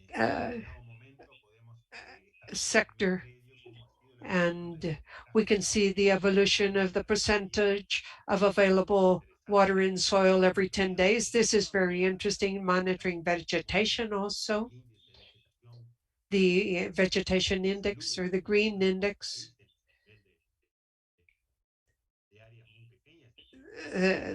This is very relevant for the sector. And alerts and important tools. The prevention of heat stress for bovines, for example, to see if there will be problems with the production of beef or dairy. Also for lambs, when the temperature drops significantly, we have this forecast. Excuse me, one more minute, please. Excuse me for interrupting. Yes, fine, thank you. Here we can see a map for the weather conditions next day, where this purple color shows critical temperatures for the calves and lambs. This is very valuable information. And some final thoughts. The use of ICTs in livestock has increased, favoring platforms associated to traceability. The mobile network coverage is also consider as important, although I did not discuss this. This is very important for the livestock management. This is key to move these digital tools forward. And we must consider that basically this is extensive livestock, and the adoption rate is maybe lower than for other more intensive sectors. This is all under investigation, and we must consider that it is not that easy to involve certain sectors in the use of massive instruments. Traceability of communications, as we said, the traceability, communications, the topography, and the livestock tradition are all things to take into account. And basically the objective of this presentation was that collaboration with different with different groups will be a big ally to address challenges in the future, in line as Dr. Billy was just saying.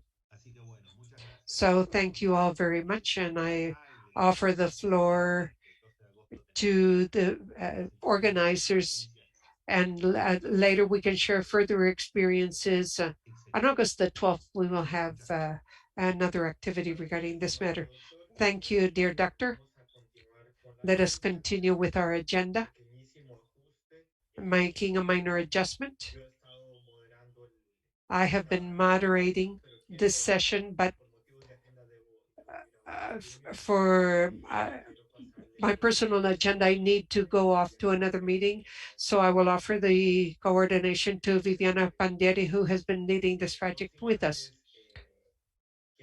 Allow me first to thank each of our speakers.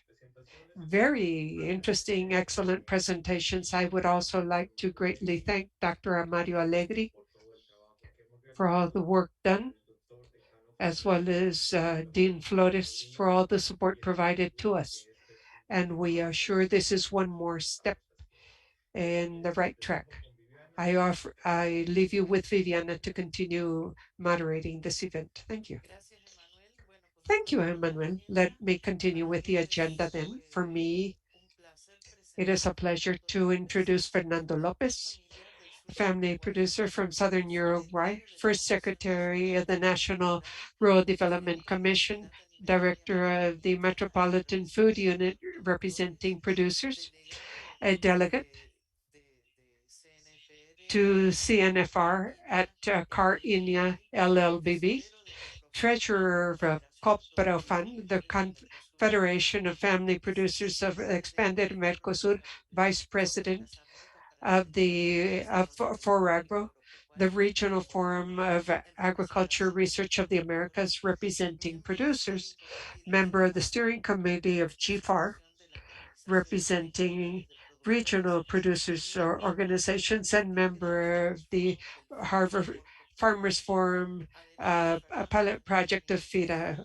Go ahead, Fernando, you have 10 minutes. Well, thank you very much, Viviana. Thank you, everyone. First of all, I would like to thank you for the invitation to participate. And Mr. Allegri, warm greetings from the president of Coprofan.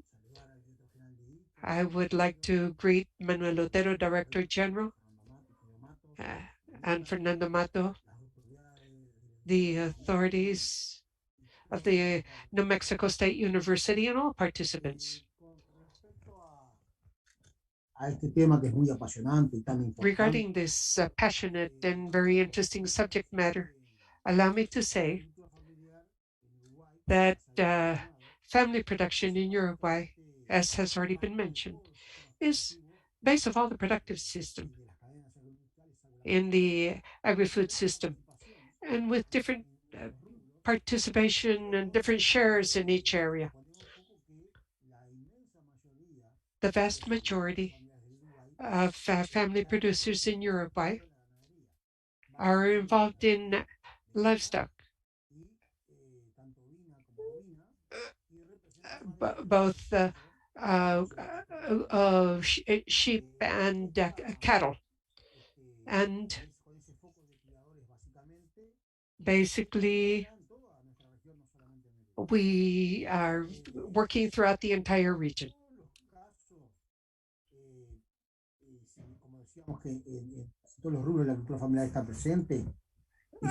Basically, all family production is involved. We understand that ICTs and family agriculture is very important to improve the economic and productive efforts of our families. ICTs are very important for the short, medium, and even long term, recognizing the progress occurred lately to have stronger productive systems. By improving communication through several methods, through several alternatives, this has contributed to improve measures to prevent or even correct productive phases. Handling information through good databases supports something fundamental for family production, which is agriculture insurance. And with better insurance coverage to address climate change and improve the family income, resilience is very, very important. An example of these changes over the last few years, thanks to better weather forecast and real-time information. A few years ago, it was impossible when we were talking about weather, for example. Basically, they were waiting for the National Weather Institute to provide information before making any decision, without specific details of different areas. And now that is why we needed to improve the quality of that information with the development of real-time communications, taking advantage of the mobile networks and including WhatsApp have led to greater transparency, for example, in the case of markets, and have improved or tried to improve the effects of intermediation in value chains. We have also seen a great contribution of ICTs in matters of production, access to water, for example, soils, health, harvest processes, post-harvest processes. And so we see traceability is of utmost importance. And this will allow to give greater value added to production. With these tools, ensuring traceability and georeferencing, etc., etc. The contribution of ICTs is also very important, particularly at decision-making time. For example, at the time of purchase of inputs, when we have greater access to information virtually.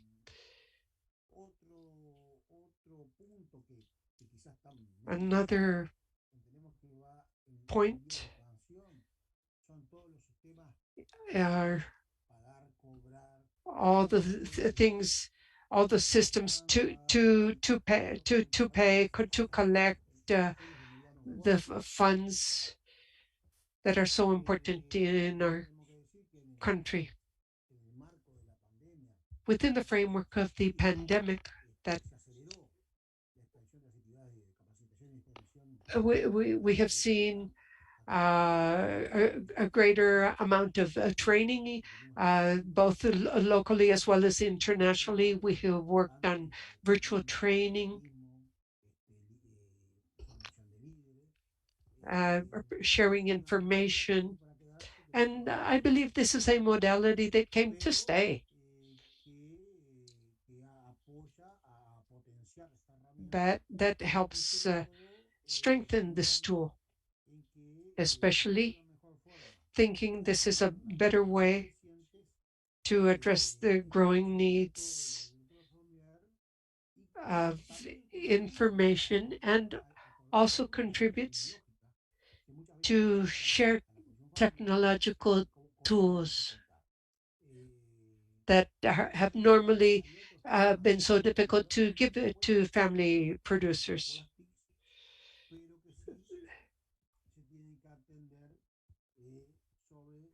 We have to focus on family production and focus a lot on co-innovation, because there is so much information available, all the knowledge available. But requires better access for producers. Good example of this in Uruguay, the National Family Agriculture Commission has been working with the INEA with the co-funding from the European Union on resilient family farming, and precisely they address this subject matter, trying to improve the situation of these families. And this element of co-innovation has shown to be very, very important.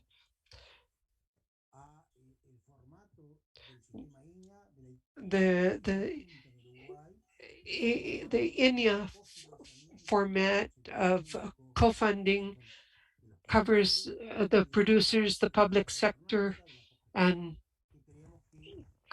brings together co-management. And in a country like Uruguay, this is a very important model that needs to be improved, obviously, but is very valuable for participation of public research in family agriculture. So everything we have mentioned are the most important elements of ICTs, and much more can be done, obviously. Things can certainly be improved, and we can help improve production and marketing and family income.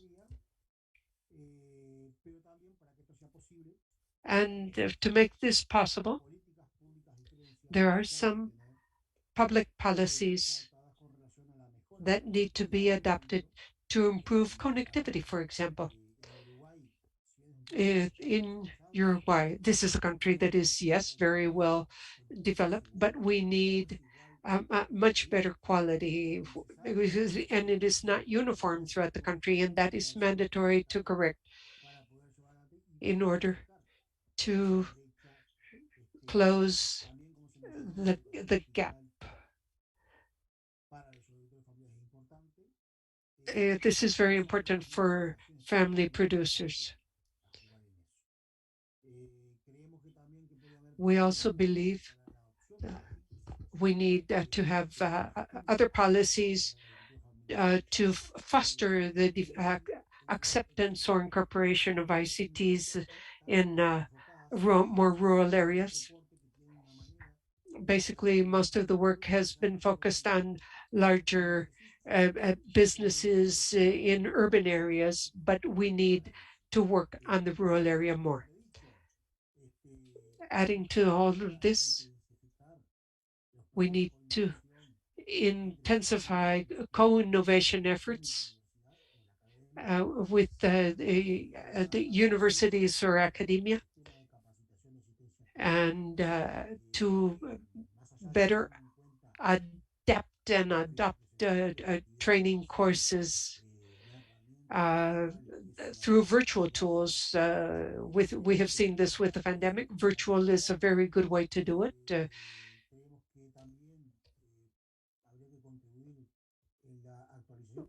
We would have to update the standards for some of our markets of destination. And we have to work on clean practices, good agricultural practices,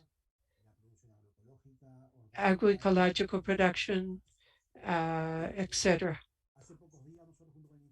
Not long ago, the ministry, the National Development Agency, ANDI, we had some awards for participants in a digital agriculture program. It was very, very interesting, and it needs to be further developed and added to the livestock area. Beyond technology and beyond the progress we make, we are fully convinced that family producers cannot be replaced. That is a fact. And we also say that evermore it is impossible. It is important to add ICTs to improve the living conditions of all our inhabitants, particularly producers. This is indispensable so that all these people can continue to be part of the chain. Thank you so much. A continuación, seguimos con la agenda. Thank you very much, Fernando. And we will continue with the perspectives of digital agricultural transformation that will be in the hands of Walter Weitgen. Just some information about Dr. Weitgen. He is a senior research scientist of Columbia University in New York. He was also the director of Agriculture and Food Safety Center at Columbia University since May 2020. He also serves as vice president of the board of directors of INEA Uruguay. Mr. Weitgen has established regional programs that aim to improve climate risk assessment and risk management in agriculture, water resources, and natural ecosystems. He acted as a consultant for the World Bank, IADB, ICA, and the United Nations. He also acted as a consultant to governments and the private sector in several countries throughout Latin America.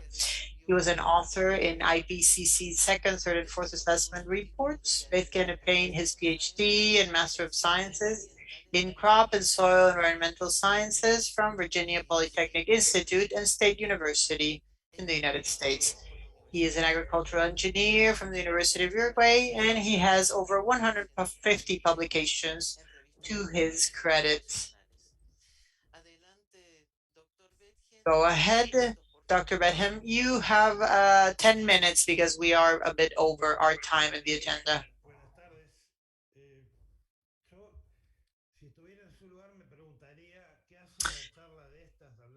If I were in your role, I would wonder why we're talking about climate when we're in a meeting that tries to be as concise as possible in terms of how to move forward in these digital systems for agriculture.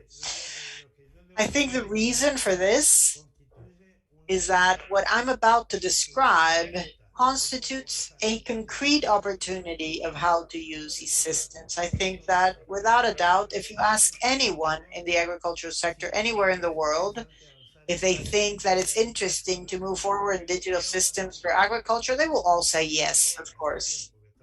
And not now, they've been saying yes for a long time. But the challenge is, how do we do this concretely? So I would like to introduce a certain specific things that are happening in the world and that could constitute a significant opportunity. Part of this has to do with the Global Commission on Adaptation. For a few years now, the community realized that in terms of mitigation, that is reduction of greenhouse gas effects, there has been significant progress, but they also realize that if we want to move forward with sustainable development in developing countries, we must consider adaptation, and climate change is not something that we can escape from. So any development plan must include a consideration of how to adapt to an ever-changing climate. For this reason, this commission was created with very high-level people, Ban Ki-moon, Bill Gates, and Kristalina Georgieva, and 35 commissioners, including some representatives from LAC. I would like to point out that this commission set out to make significant progress, not thinking about how to do things, but a commission that can really spearhead this process. One of the main things that was defined was how to move forward with digital systems for the agricultural sector. So what are these DCAS? This is an acronym for Digital Climate Advisory Services. These are tools and platforms and activities which integrate climate information into the decision-making process of the agricultural sector. This with a view to adapting to this climate variability. This can include cell phone apps to things that are transmitted via radio, online platforms, and also printed newsletters, which include climate information that is addressed to extension services. The name in Spanish that I find closest is the Digital Systems for Climate Events. Yes? And for this meeting, we are talking about climate advisory services, but one of the best things of this programs to move forward with digital agriculture has resulted in the conclusion that for these systems, the best possible point is when these systems are bundled in general advisory systems. So it's not just climate information. It's much more effective when this information is connected with other types of information. This can include use of fertilizers, pesticides, crop management, cattle and livestock management, etc. So although the name includes the word climate, I ask you to think about these as digital advisory services in general for the sector. There's one thing that's very specific. When when this roadmap was created in terms of how to move forward with these digital systems, they asked for the help of a wide range of institutions. The Columbia University, where I work, the World Resources Institute, but also asked for the support from the World Business Council of Sustainable Development. So this is the council that is integrating the private sector throughout the world, and also involved the World Food Program of the UN and the Global Center on Adaptation, which is coordinating the activities. The ultimate goal of this roadmap is for these digital systems to reach those that are more vulnerable, at least 300 million small-scale producers by 2030. I've already mentioned what these CASs are, and the process of creating this roadmap was quite challenging. More than 150 people were consulted from 25 organizations, and they were organized into 3 working groups. One of them was mostly focused on data quality and governance, equity, the second group, and financial sustainability, the third one. So what does this blueprint include? I strongly recommend that you read it. This is basically set on 3 pillars. First of all, it estimates the global investment needed by 2030 in the next 10 years to move forward with these digital systems. It also defines 6 principles of good practice: data quality, equity, financial sustainability, co-creation, accountability and transparency, and scalability. Finally, it provides a first guideline of how to guide these investments. And let me describe this a little further. This roadmap establishes these digital systems in the next 10 years, and this is addressed to governments, donors, and the private sector. For this reason, I would like to point out the fact that this constitutes a very concrete opportunity that we must seize.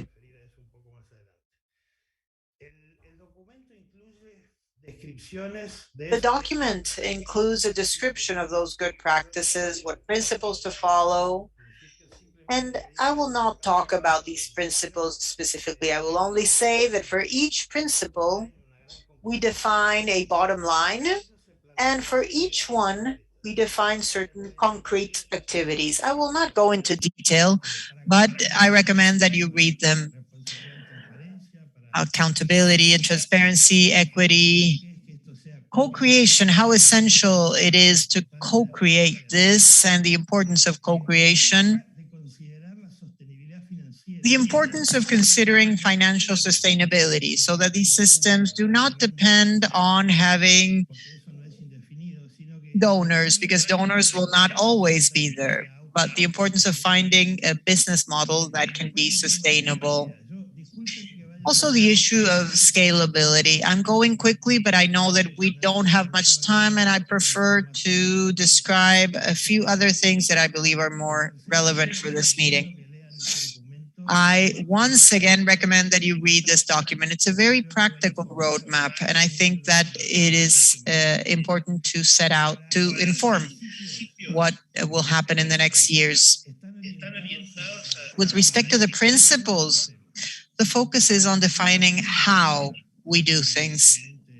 But one thing that we need practically immediately is to say, okay, but what level of investment do we need in the next years to reach at least 300 million smallholder producers through these digital systems?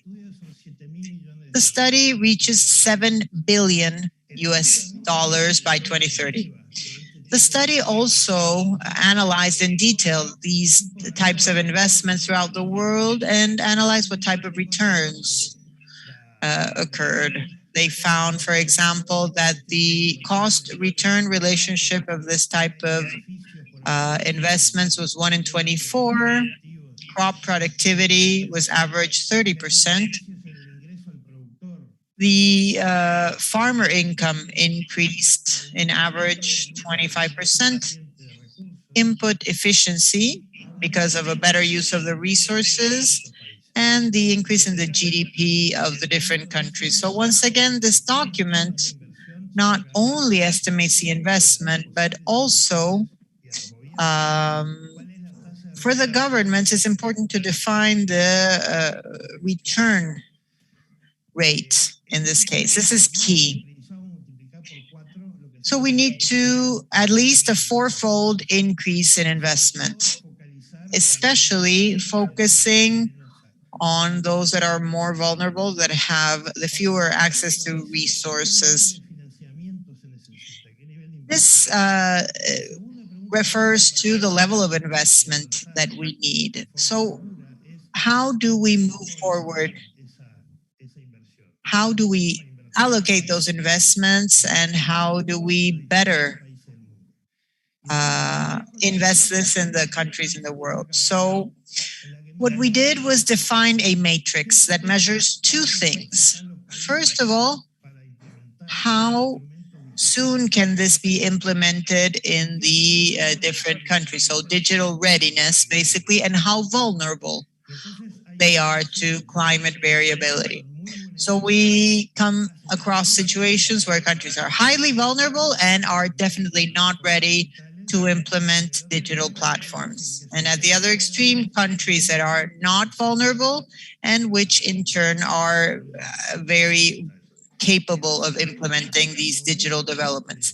In the Americas, as you can see, most countries are well prepared to implement digital platforms.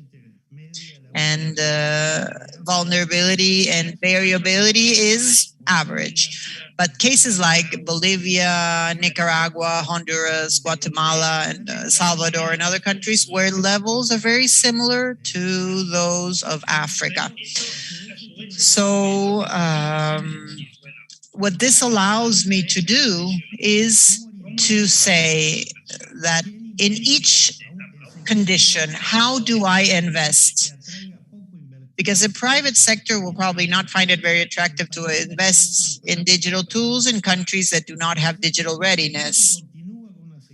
So the document continues by indicating the models that should be the main focus for association, and what types of digital tools should be developed, and what are the different examples of countries that are not ready to implement digital tools, all the way to those who are highly prone. So those countries that are ready have a main role, and the public sector and donors have a fundamental role there, because this requires investment in infrastructure. And this is not very interesting for the private sector. So as the capacity of the countries increases to implement these digital tools, the private sector acquires a more predominant role in public-private partnerships or directly in private investment, just mainly private. And the countries in LAC, as you can see here, who are in this two different situations, I would like to mention something that was mentioned before, which is the implementation of hubs. We have countries such as Uruguay or Costa Rica, which are small countries with strong institutions and with a very good situation in terms of their capacity to implement digital tools. This can constitute an opportunity to establish hubs that can show how with a high level of coverage, tools can be implemented that are accessible and which will help with sustainable production. In this case, we're talking about livestock production, but in general, we are talking about sustainability as a whole across the board. So what are the first steps? First of all, this will be discussed formally at the Food System Summit, without a doubt, which will take place in September. The first thing that has been defined as a goal is to obtain formal support for these principles of good practice, to build endorsement. In the case of Uruguay, we have a good chance for the Ministry of Agriculture and Livestock, the INIA and ICA, to support this blueprint once you get to know it. And I think it would be very interesting, Manuel, for ICA to find a way to support this type of roadmap.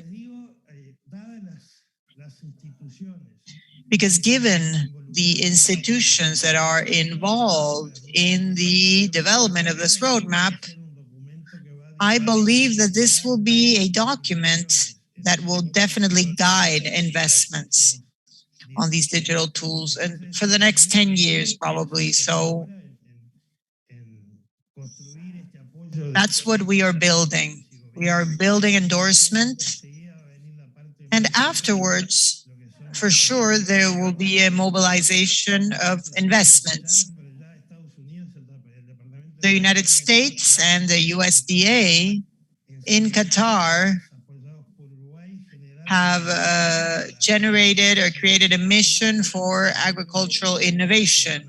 And I believe that these two things will be directly related. And I think that we must pay close attention to it.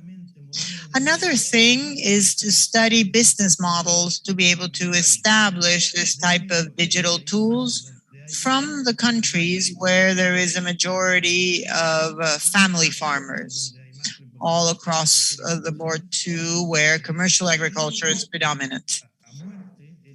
So we must really follow this by the book as the principle that all of this must be co-created and must create a community of practice.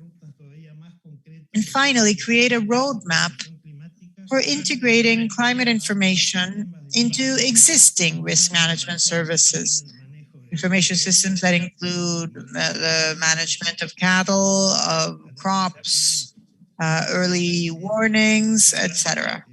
So to conclude, I believe that this constitutes a very concrete opportunity, which is supported and guided by institutions that usually take things into practice in a very concrete manner. So I think this constitutes an opportunity that we must seize, and we must think strategically about what the best way is to profit from this situation. Thank you very much. Muchísimas gracias, Dr. Betgen. Interesantísimo. Thank you very much, Doctor. This is very interesting. So for the closing remarks, I would like to first give the floor to Mario Allegri. 5 minutes, please.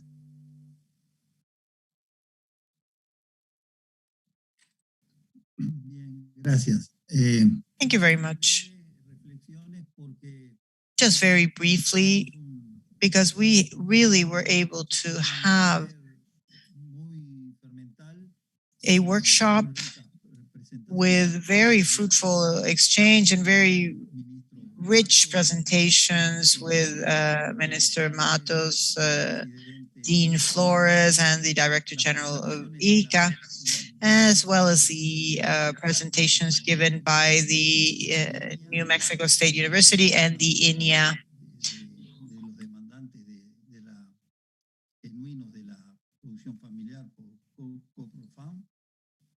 Also by COPROFAM, the Association of Family Farmers, and Walter Bathgen, who defined and described the potential perspectives that could arise with respect to digital agriculture. I would just take these few minutes to provide some context for this workshop. For sure, this is a timely workshop to deal with these issues because the early adoption of these technologies who are based on the application of ICTs offer competitive advantages and contribute to sustainable development.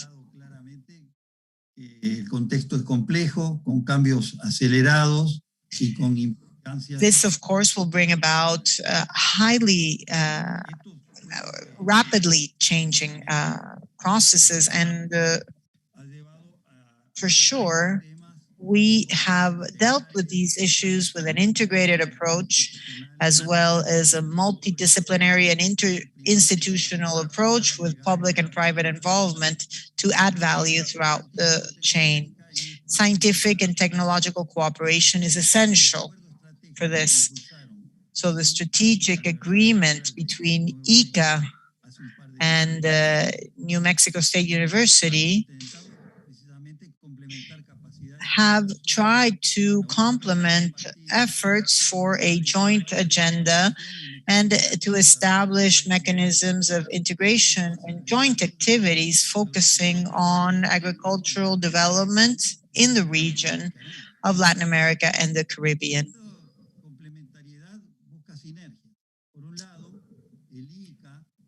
ICA is part of a network that operates in Latin America and has 34 countries and has been operating since for more than 70 years. Together with this university, we have worked on extension and education activities and other activities which have to do with precision technologies and projects. On the other hand, the National Institutes of Science and Technology or universities and associations of producers, ministries, and government, for their part, also play an essential role in integrating their capacities to formulate and implement joint activities in the different territories. Within the framework of this agreement, we organize international seminars and high impact activities which are related to digital agriculture, artificial intelligence, and the reduction of the digital divide. This workshop is part of this process. We've organized a discussion on artificial intelligence at the end of last year and a hemispheric forum on the digital divide also at the beginning of this year. These meetings have shown the heterogeneity in the access to ICTs in the region of Latin America and the Caribbean, and how this is limited and of variable quality in rural areas. In order to improve access, we need major investments in infrastructure. However, the most essential thing is to train human resources and to train through content, especially for family farmers. We have seen this in the different presentations that we saw today in the workshop. This workshop was organized in order to further develop joint actions, and we propose a focus. In the case of Uruguay, a focus on Uruguay because of its installed capacities, the infrastructure, the training of human resources, and the available experiences. Also, the strength of the institutional framework, which is based on a well-known research and innovation program. All of this has focused on sustainable development.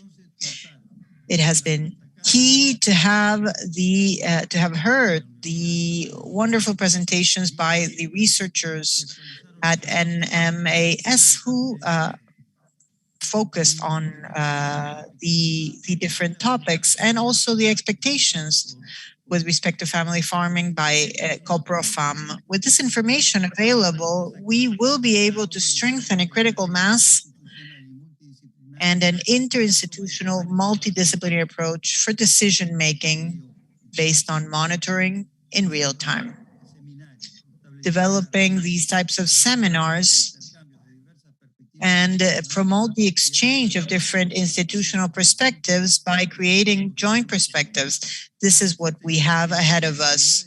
There are excellent opportunities to further explore these topics, and I believe that it is essential to provide continuity to the issues described in this workshop, guided by a joint roadmap, and to develop collaborative activities. This must be promoted by all of the institutions together. I would like to particularly acknowledge and congratulate the authorities that supported this initiative, the speakers, the participants, and of course, the representatives of ICA and of New Mexico State University.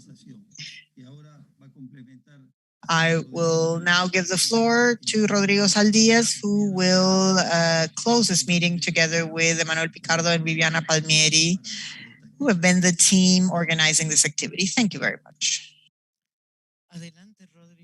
Go ahead, Rodrigo.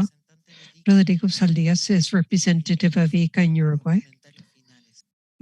And he has some final comments to share. Well, good afternoon. The truth is, to try to summarize in 5 minutes all of this is quite a challenge. But elaborating on what Mario was saying, the emphasis or the points I want to highlight is the importance of the livestock sector in Uruguay.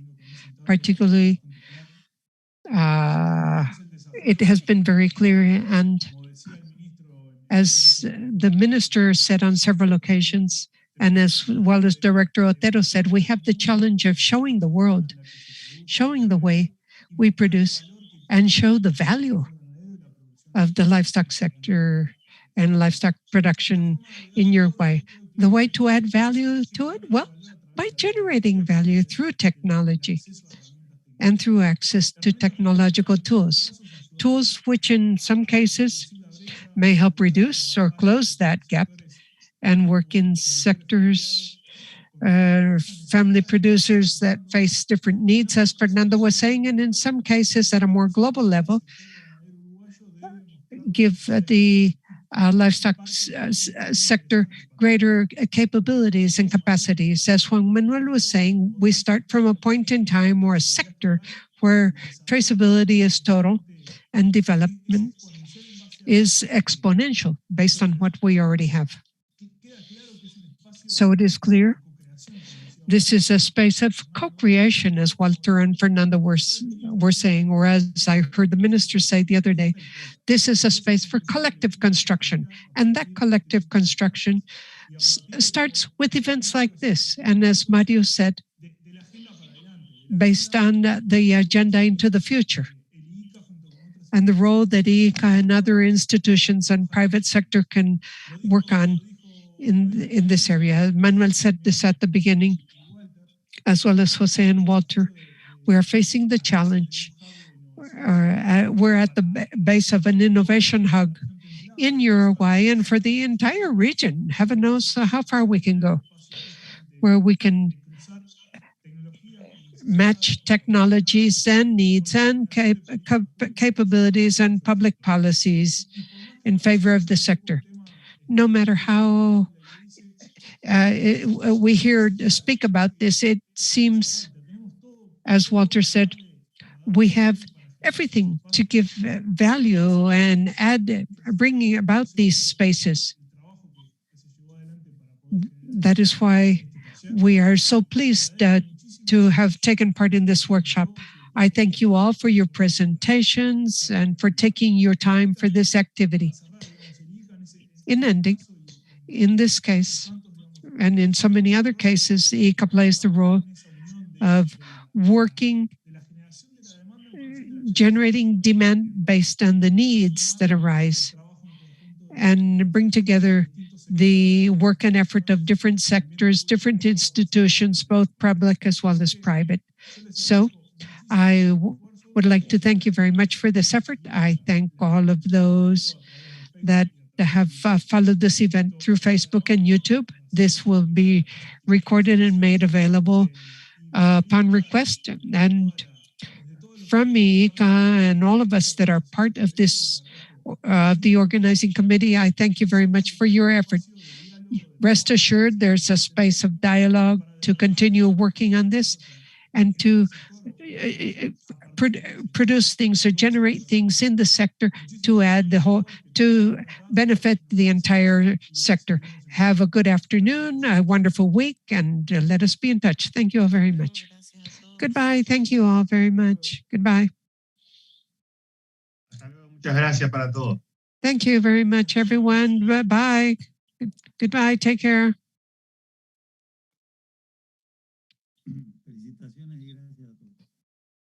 Congratulations to everyone. Thank you for your support, Mario.